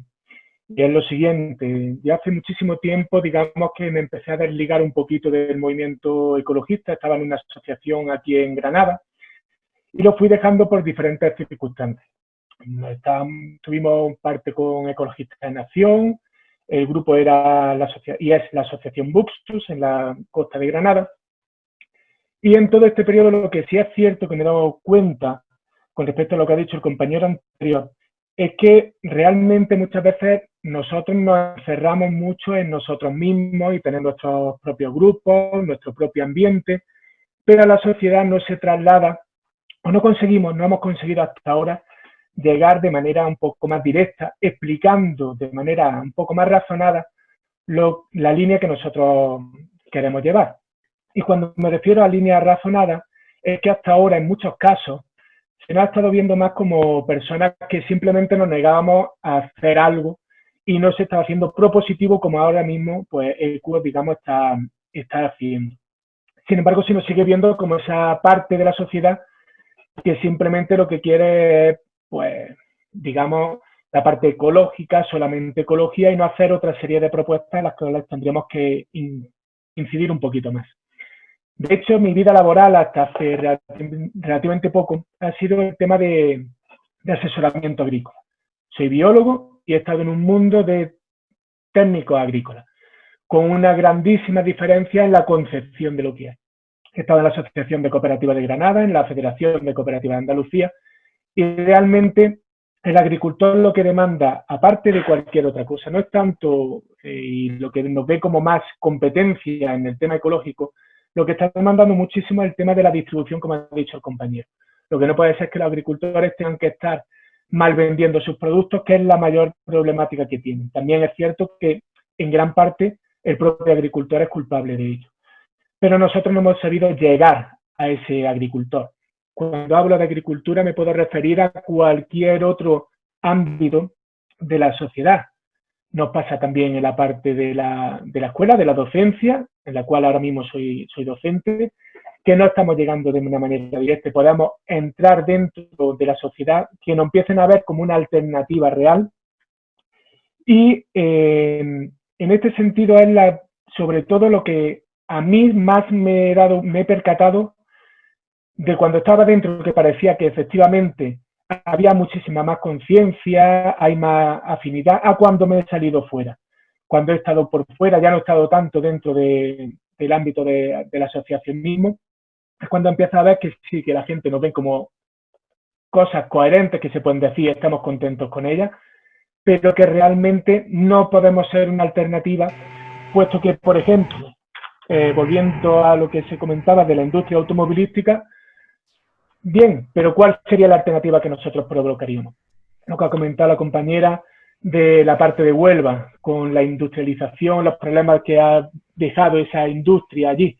muy bien, pero ¿cuál sería la alternativa que nosotros daríamos? Si solamente nos volcamos en lo que es alternativa ecológica, además muchas veces no se ve como algo realmente factible. Y es la parte en la que creo que hoy por hoy sí estamos incidiendo algo más, pero nos falta abrirnos un poquito más hacia la sociedad. Era esto simplemente lo que quería compartir. Gracias. Muchas gracias, Manuel. Estela. Hola. Hola. Hola. ¿Me escuchas? Divinamente. Hola. Vale, pues yo iba, bueno, a poner un poco el tema de los cuidados, iba a comentarlo. Yo he dicho lo de que es poner en el centro los derechos humanos, entre otras cosas porque cuando lo que ha dejado claro esta pandemia es la historia de las residencias, por ejemplo. O sea, algo que el movimiento de vida independiente lleva años y años, por no decir décadas, peleando sobre la vida independiente, que la gente no puede estar institucionalizada porque es dañino. Pues es tan dañino que hemos tenido casi 2/3 de fallecidos en residencias. Los cuidados tienen que poner el respeto encima de la mesa. O sea, los cuidados no son solo higiene y alimentación. Los cuidados es respeto. Los derechos de los trabajadores no pueden ponerse por encima de los derechos de la persona. Hay que buscar una alternativa a las residencias en las que te ponen un horario de comida, un horario de ducha, un horario de salida, un horario de merienda, porque todo se ciñe a lo que es el derecho de los trabajadores. El derecho del trabajador está por encima del derecho humano del usuario. Y eso es lo que va puesto encima de la mesa la residencia. Por eso el movimiento de vida independiente aboga por un sistema que es el de la asistencia personal, en la que se respeta tanto el derecho de la trabajadora y del trabajador como el derecho del usuario, ya que se hace un proyecto de vida y el trabajador se adapta a ese proyecto de vida, pero sin faltar a sus derechos. Es un acuerdo, como cualquier otro tipo de acuerdo entre un empresario y un trabajador, ¿no?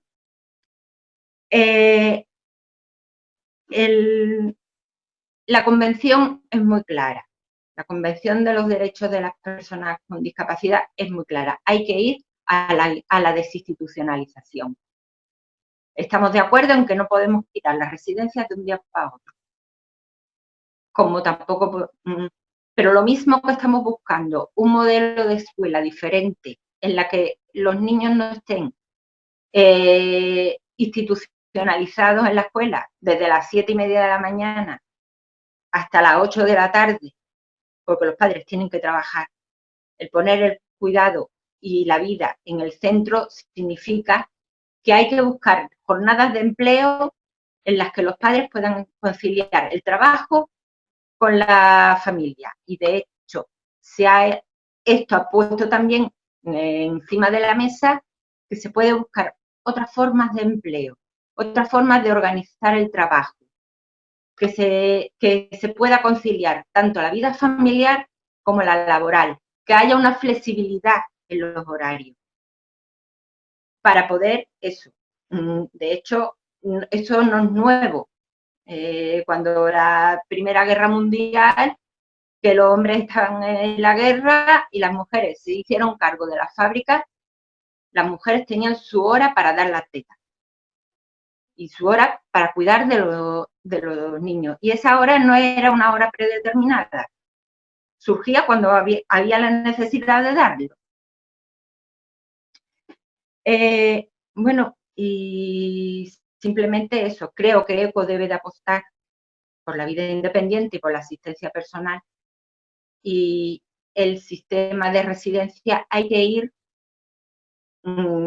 evitándolo, porque entre otras cosas, con la residencia estamos hablando de ladrillo, de suelo y de muchas cosas en las que nosotros estamos en contra como partido ecologista. Por lo tanto, no tiene sentido que hablemos de residencias y de que busquemos simplemente medicalizar las residencias, porque esa no es la solución.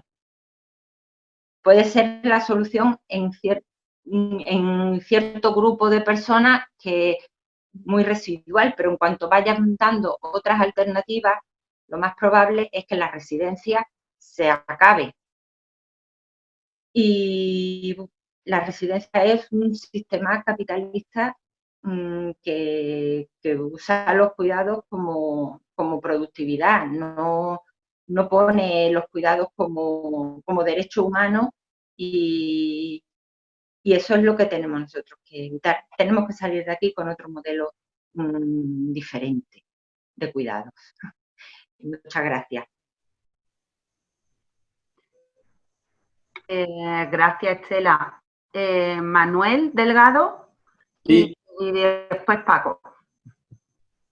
Bueno, yo estoy aquí porque me ha invitado Esteban y me ha parecido, antes de venir, ya muy interesante que aquí se estuviera hablando de soberanías, porque me parece que especialmente Andalucía necesita, por su situación como economía que está al servicio de las necesidades que se generan en otros sitios, pues especialmente necesita fortalecer estos ámbitos de soberanía a los que aquí se ha hecho referencia. Y bueno, en este sentido yo quería comentar dos cositas, para no alargarme mucho. Una, me parece muy interesante vuestro diagnóstico porque se diferencia bastante del que uno está acostumbrado a irle a los partidos, incluso a la izquierda tradicional, que está más en consonancia o está más de acuerdo con ese diagnóstico de que la crisis es una disfunción del sistema que se puede resolver pues restaurando otra vez las condiciones en las que estábamos anteriormente, etc. Entonces, me parece que romper con ese discurso es muy interesante.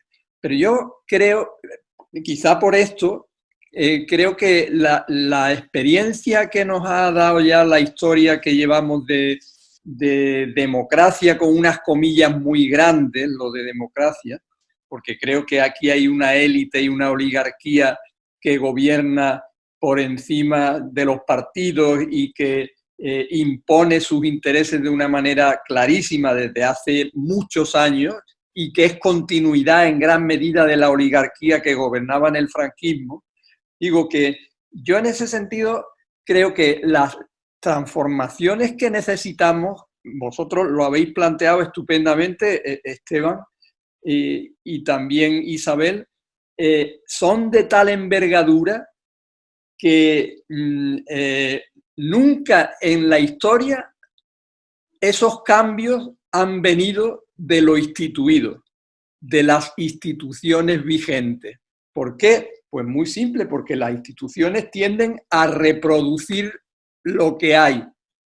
Y en ese sentido, yo creo mucho más en la gente, en la capacidad de transformación que tiene la sociedad.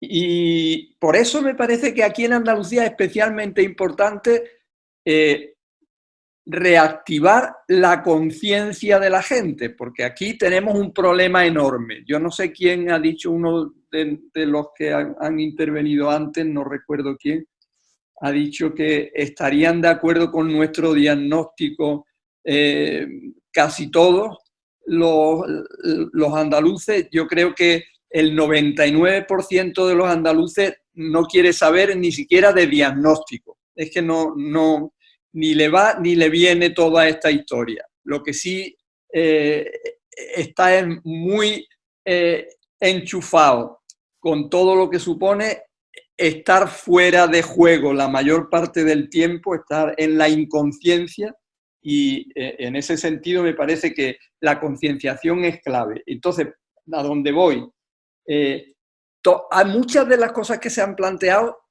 teóricamente y en la práctica serían muy fáciles. Por ejemplo, la soberanía alimentaria es una cosa que no tiene ningún problema si hubiera no tanto voluntad política como conciencia de la gente.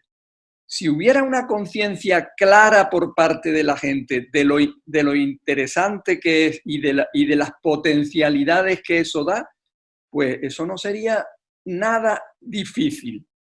Pero no solamente no hay conciencia, sino que hay la conciencia contraria. Yo he hecho muchos intentos con alcaldes en comarcas como la Serranía de Ronda, por ejemplo, de que se implantaran allí unos cursos que hicieran, que pusieran a la gente al tanto de las posibilidades que tenían muchos de los cauces de los ríos que están en los que las huertas están abandonadas, etcétera. Y bueno, entonces estaba la cuestión del pelotazo, de manera que la gente iba a Ronda a ganar el sueldo en la construcción y nadie se planteaba el tema ese de la agricultura. Ahora creo que hay más posibilidades de que se acoja ese discurso. Pero yo donde voy es, esa conciencia que nos hace falta es prioritaria. Mientras no haya mucha gente empujando un proyecto, por ejemplo, como este que vosotros estáis presentando, va a ser muy difícil, por no decir imposible, que esto prospere. Entonces, la cuestión es, ¿dónde ponéis vosotros a los movimientos sociales, al fortalecimiento de los movimientos sociales como objetivo en vuestro programa? ¿Dónde está como objetivo la idea de que si no se fortalecen los movimientos sociales, si no se construye sociedad, no vamos a ningún sitio? Seguro que esto lo habéis considerado, pero a mí me gustaría que lo comentarais. Y por otra parte, el tema de la soberanía política. Nosotros, para hacer algo aquí, necesitamos capacidad de decidir. Y hay muchos ámbitos de nuestra vida sobre los que no tenemos ninguna capacidad de decidir. Por ejemplo, en lo alimentario, pues ahí está la política agraria comunitaria, hay, por ejemplo, las infraestructuras. Nosotros desde Andalucía no gobernamos nuestras infraestructuras. El agua, la tierra, el agua la gobierna el Ministerio de Transición, ahora que se llama, desde Madrid. El agua del Guadalquivir se gestiona desde Madrid. Mientras eso sea así, podría seguir comentando muchos ámbitos. Mientras eso sea así, nosotros no pintamos nada en cuanto a capacidad de decidir sobre nuestros recursos y sobre nuestros asuntos. Los asuntos que nos incumben no están en nuestras manos. Y para que estén en nuestras manos tenemos que reclamar efectivamente soberanía política. Para eso tendríamos que ser primero sujetos políticos, que Andalucía no lo es. Que Andalucía no pinta absolutamente nada en ninguna institución del Estado, por supuesto, y no tenemos competencias, como digo, en la mayor parte de los ámbitos. Luego nuestra capacidad de decidir es nula. Bueno, en ese sentido, ¿qué planteáis vosotros? No la soberanía como algo más cercano a los ámbitos municipales, sino la soberanía política en cuanto a la soberanía política de Andalucía, ¿no? Quería hacer esos dos comentarios solo, por no... Vale. Muchas gracias, Manuel. A ver, tenemos la palabra de Paco Soler, pero en el chat ha hecho una pregunta, yo la lanzo ahora, ¿vale? Para que la responda quien quiera, de carácter, bueno, político partidista, digamos, ¿no?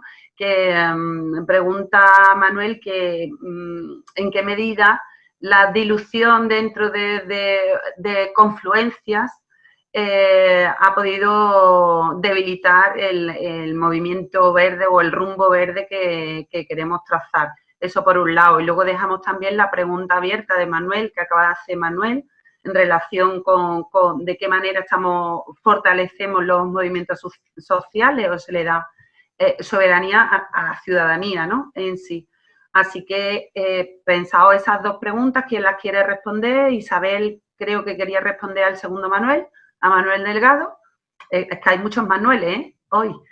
Pero ahora tiene la palabra Paco Soler, que lo siento mucho, pero te voy a pedir mucha brevedad, ¿vale, Paco? Porque son las 8:05, ya teníamos pensado terminar a las 8 y eso, queremos terminar. Bueno, voy a tratar de ser lo más breve posible, pero yo tenía previsto una intervención un poquito larga.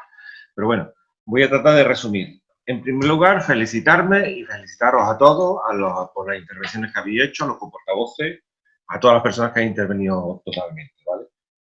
Para empezar, y en relación con la última intervención de Manuel, el tema de soberanía. Hombre, yo me alegro mucho de que cuando Andalucía haya cogido ese término de soberanía alimentaria, soberanía económica, soberanía energética, soberanía política.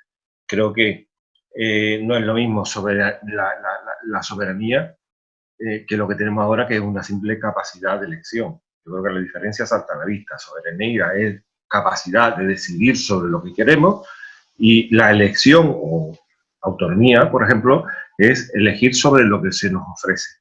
Se nos pone un catálogo de opciones y sobre esas son las que tenemos que elegir.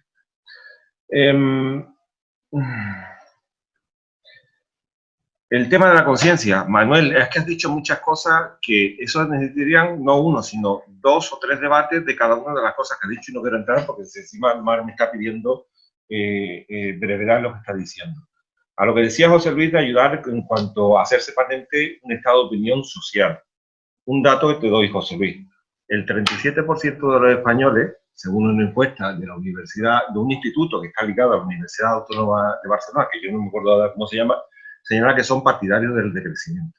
Y que el 40% señala que se puede vivir con menos.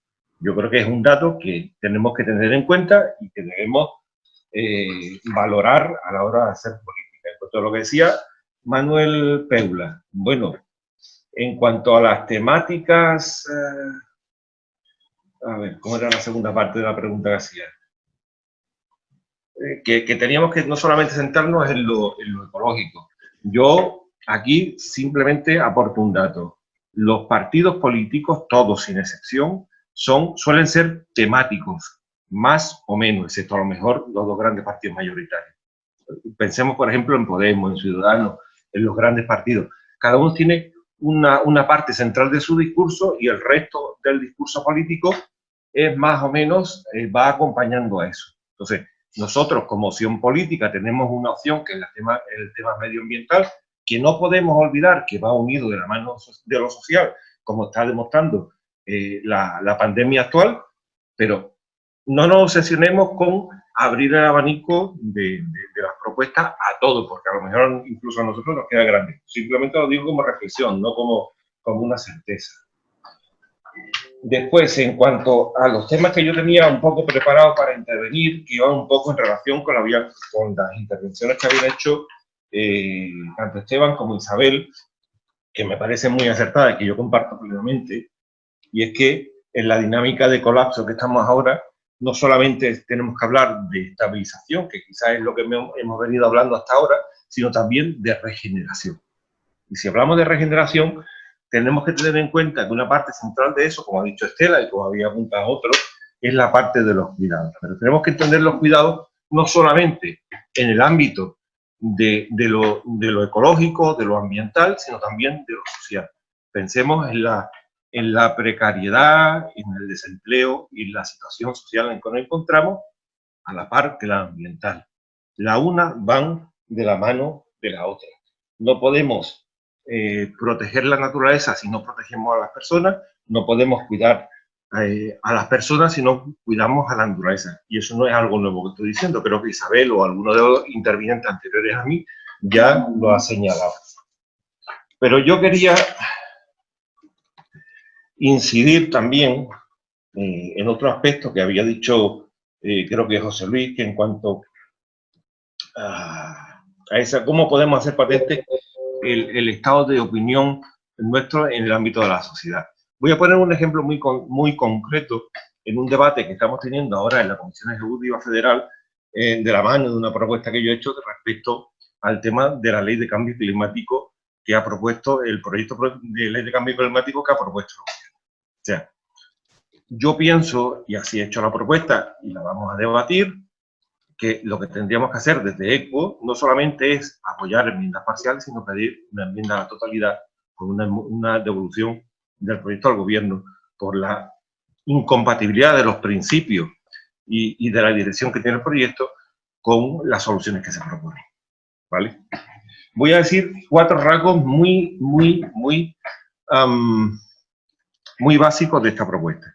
Yo comprendo que a lo mejor esto, escuchado así de bote pronto, sin mucha más explicación, con el poco tiempo que tengo para explicarlo, puede resultar un poco chocante, pero no lo es tanto. Primero, o sea, señala la ONU en todos los informes que tenemos que con las actuales propuestas que se están haciendo nos quedamos en un 3,2% de incremento de temperatura a final de siglo. Y que los expertos en temas climáticos señalan que es incompatible las políticas de crecimiento con las políticas de reducción y acción climática. En segundo lugar, Paco, no. ¿Qué? 30 segunditos. Es que teníamos como cierre las 8 y son las 8:15. Como habían hecho algunas preguntas para que puedan intervenir y obtener respuesta a las preguntas que han hecho. Un minutito, ¿vale, Paco? Bueno, vale. Vamos a ver. Bueno, yo prefiero dejarlo ahí y no entrar en el fondo porque si no voy a dar un aspecto muy parcial y tampoco creo que es lo más conveniente. Pero si no, creo que son más importantes señalar ese aspecto único, general, de que no podemos aspirar a una resolución de la emergencia climática si no cambiamos la política económica crecentista que tenemos. Eso va a lo único ligado. Lo uno va de la mano del otro, ¿vale? Y dejo el espacio necesario para que se conteste esa pregunta. Muy bien, muchas gracias, Paco. Nada. Bueno, pues estaba la pregunta que había formulado Manuel Peula respecto a la dilución en las confluencias, así se ha perdido el mensaje, no sé si alguien quiere responder. Esteban. Y luego, Isabel, tú tienes la palabra para responder a Manuel Delgado, ¿vale? Esteban, mucha brevedad, ¿vale? Que el chat está que arde, pero venga. Sí, efectivamente, esto daría para otro debate, ¿no? Pero recordar que ECO Andalucía desde el principio ha apostado por la cooperación y la cooperación se puede plantear de muchas maneras. En estos años hemos aprendido que la cooperación, para no perder voz, tiene que ser desde las instituciones llegando con un proyecto autónomo.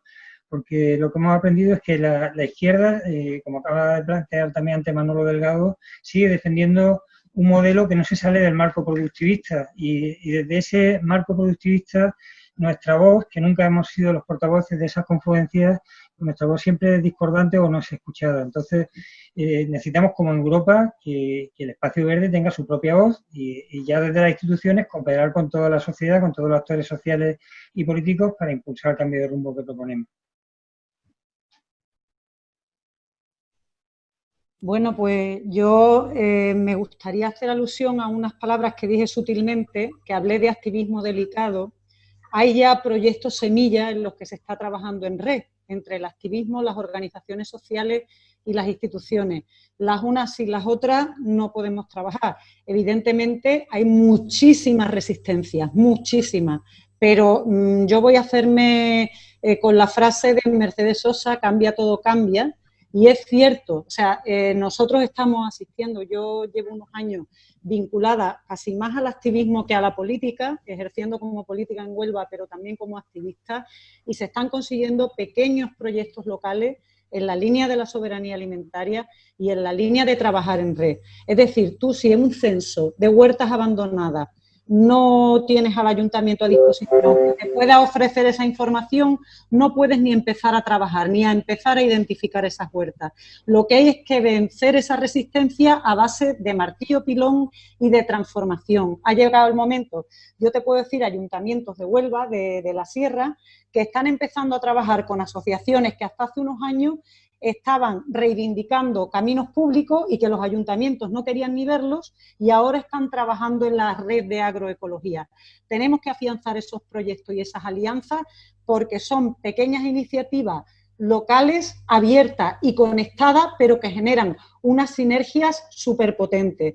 En el tema del agua, claro que hay soberanía. Yo te puedo decir que en Huelva las dos confederaciones sí que no han pintado nada durante muchísimos años, ni de la que depende de Andalucía, ni de la que depende del Ministerio. Al final ha tenido que ir el Seprona porque los agricultores se negaban a que les cerraran los pozos. Si no, no había manera de cerrar los pozos de agua ilegales que llevaban años campando a sus anchas con unos derechos adquiridos de hacía muchísimos años, regando hectáreas ilegales a diestro y siniestro. Es decir, ha habido una soberanía malentendida en algunos casos. Entonces hay que encontrar los puntos en común. Llega el momento en que el modelo agroindustrial que tenemos es absolutamente ineficiente. Ya no está rentando ni políticamente a las instituciones locales a las que antes les daba los votos, porque ya estamos en la ONU con unas denuncias sobre el modelo y en Europa, lo cual está afectando a las exportaciones, a la imagen de los productos, a la imagen del territorio, etcétera. Ya ahora sí están con las orejas un poquito más levantadas a otras alternativas que vayan por la labor de potenciar el territorio, porque encima se están quedando sin gente en los pueblos.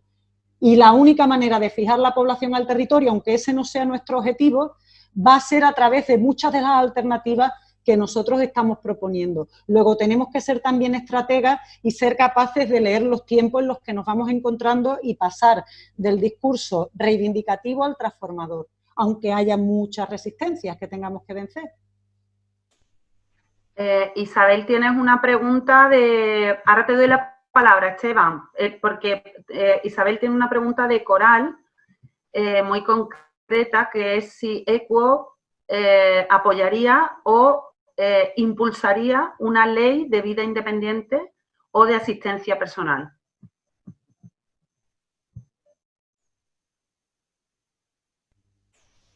Bueno, pues yo soy una representante de ECUO, eso sería objeto de un debate largo y, bueno, y con la gente que realmente estáis más a pie de obra. Yo he empezado a trabajar desde la economía social y solidaria en temas de cuidado, no soy ninguna experta en la materia ni llevo muchos años, pero sí estoy trabajando a pie de obra ya con asociaciones vinculadas al tema de los cuidados y sí que estamos identificando la necesidad de planificar los cuidados. Es decir, los cuidados no pueden llegar cuando tenemos 60, 70 años, por las circunstancias de vida o familiares que tengamos, a llevar a las personas a residencia. Efectivamente estoy de acuerdo con lo que ha comentado Estela, que hay que desinstitucionalizar la residencia, pero para ello hay que tener una toma de conciencia de lo que son los cuidados y empezar todos a pensar en qué representan los cuidados. Hay algunas iniciativas ya en marcha, como las iniciativas de cohousing, que también las he visto reflejadas en el chat.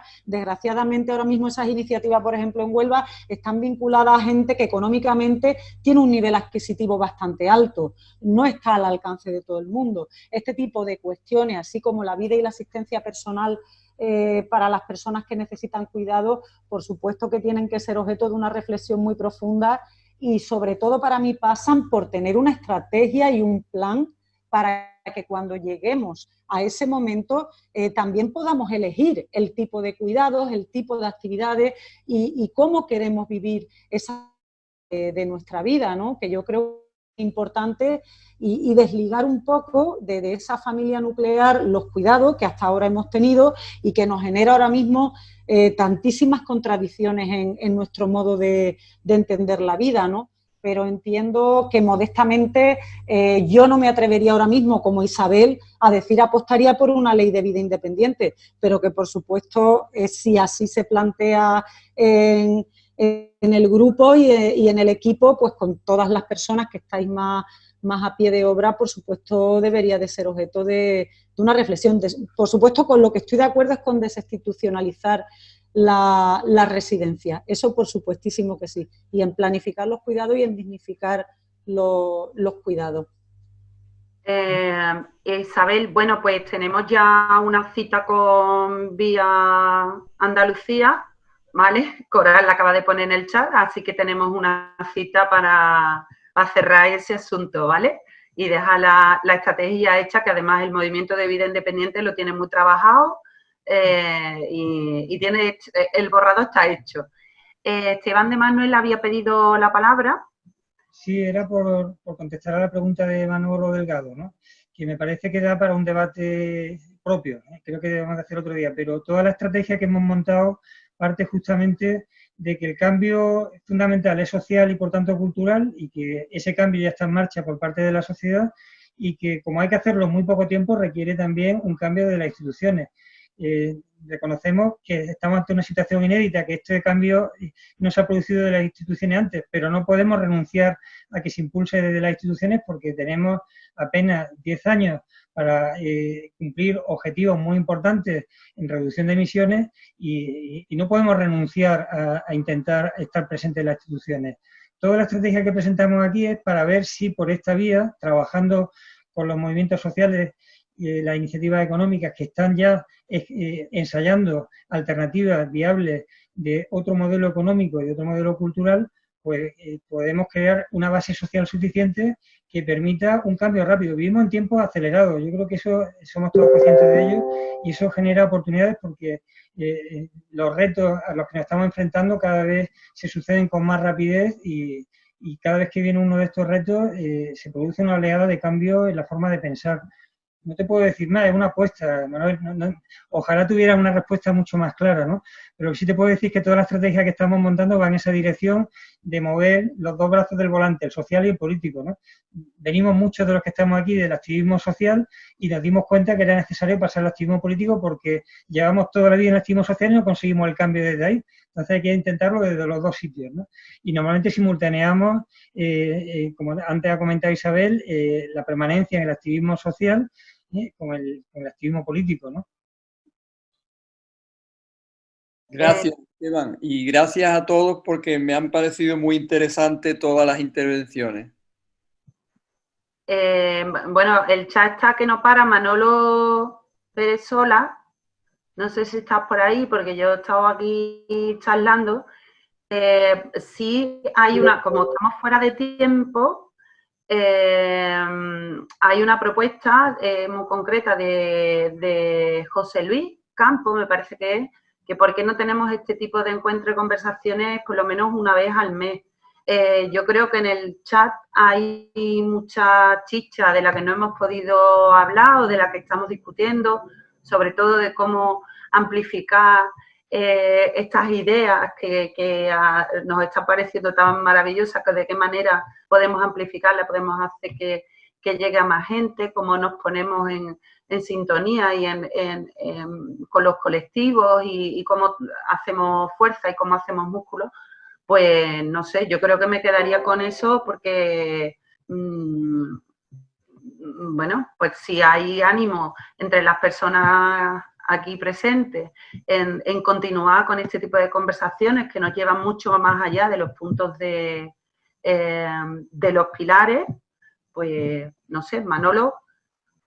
Sí, justo para el cierre iba a plantear eso, es decir, que este acto lo habíamos organizado como un colofón de las conversaciones verdes que hemos mantenido en cada uno de los 5 pilares, como han estado hablando Isabel y Esteban, y también pues para conmemorar nuestro cumpleaños, ¿no? Nuestro 9º cumpleaños. Entonces, efectivamente quedan muchas cosas en el tintero.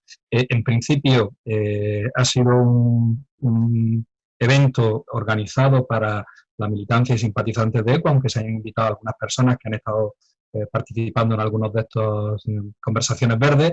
La idea era fortalecernos, activar en nuestro activismo de militantes simpatizantes en este proceso nuevo que iniciamos con el Rumbo Verde, y seguramente vamos a tener próximamente una reunión de la Ejecutiva andaluza en la que haremos una valoración de cómo se ha ido desarrollando hasta ahora los 5 pilares, también un poco de los resultados de la Carta Verde y la posible reunión con el presidente de la Junta de Andalucía.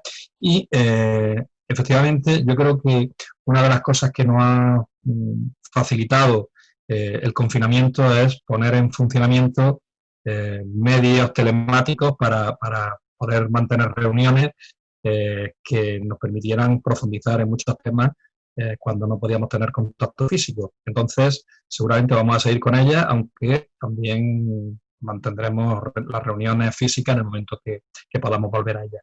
Yo creo que con esto podíamos dar por terminado esta jornada. Yo creo que ha sido muy interesante. Quiero agradecer a nuestros coportavoces, a Esteban y a Isabel, también a Floren, su participación, a todas las personas que habéis intervenido directamente o a través del chat, a las personas que nos estáis siguiendo por Facebook, y emplazaros pues a seguir a través de nuestra página. Me dice Abraham que está grabada toda este evento, por lo tanto se colocará en la página y podréis verlo tranquilamente, y muchas de las cosas que han quedado en el aire pues vamos a intentar abordarlas bien desde los territorios o bien en formatos parecidos que hagamos en los testigos.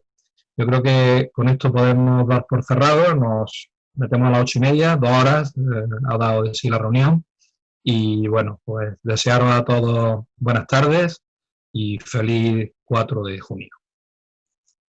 Venga, hasta luego. Muchas gracias por asistir. Bueno, venga, hasta luego, adiós. Gracias a todos. Adiós. Estamos en contacto. Gracias. Adiós. Ahora. Seguimos, felicidades.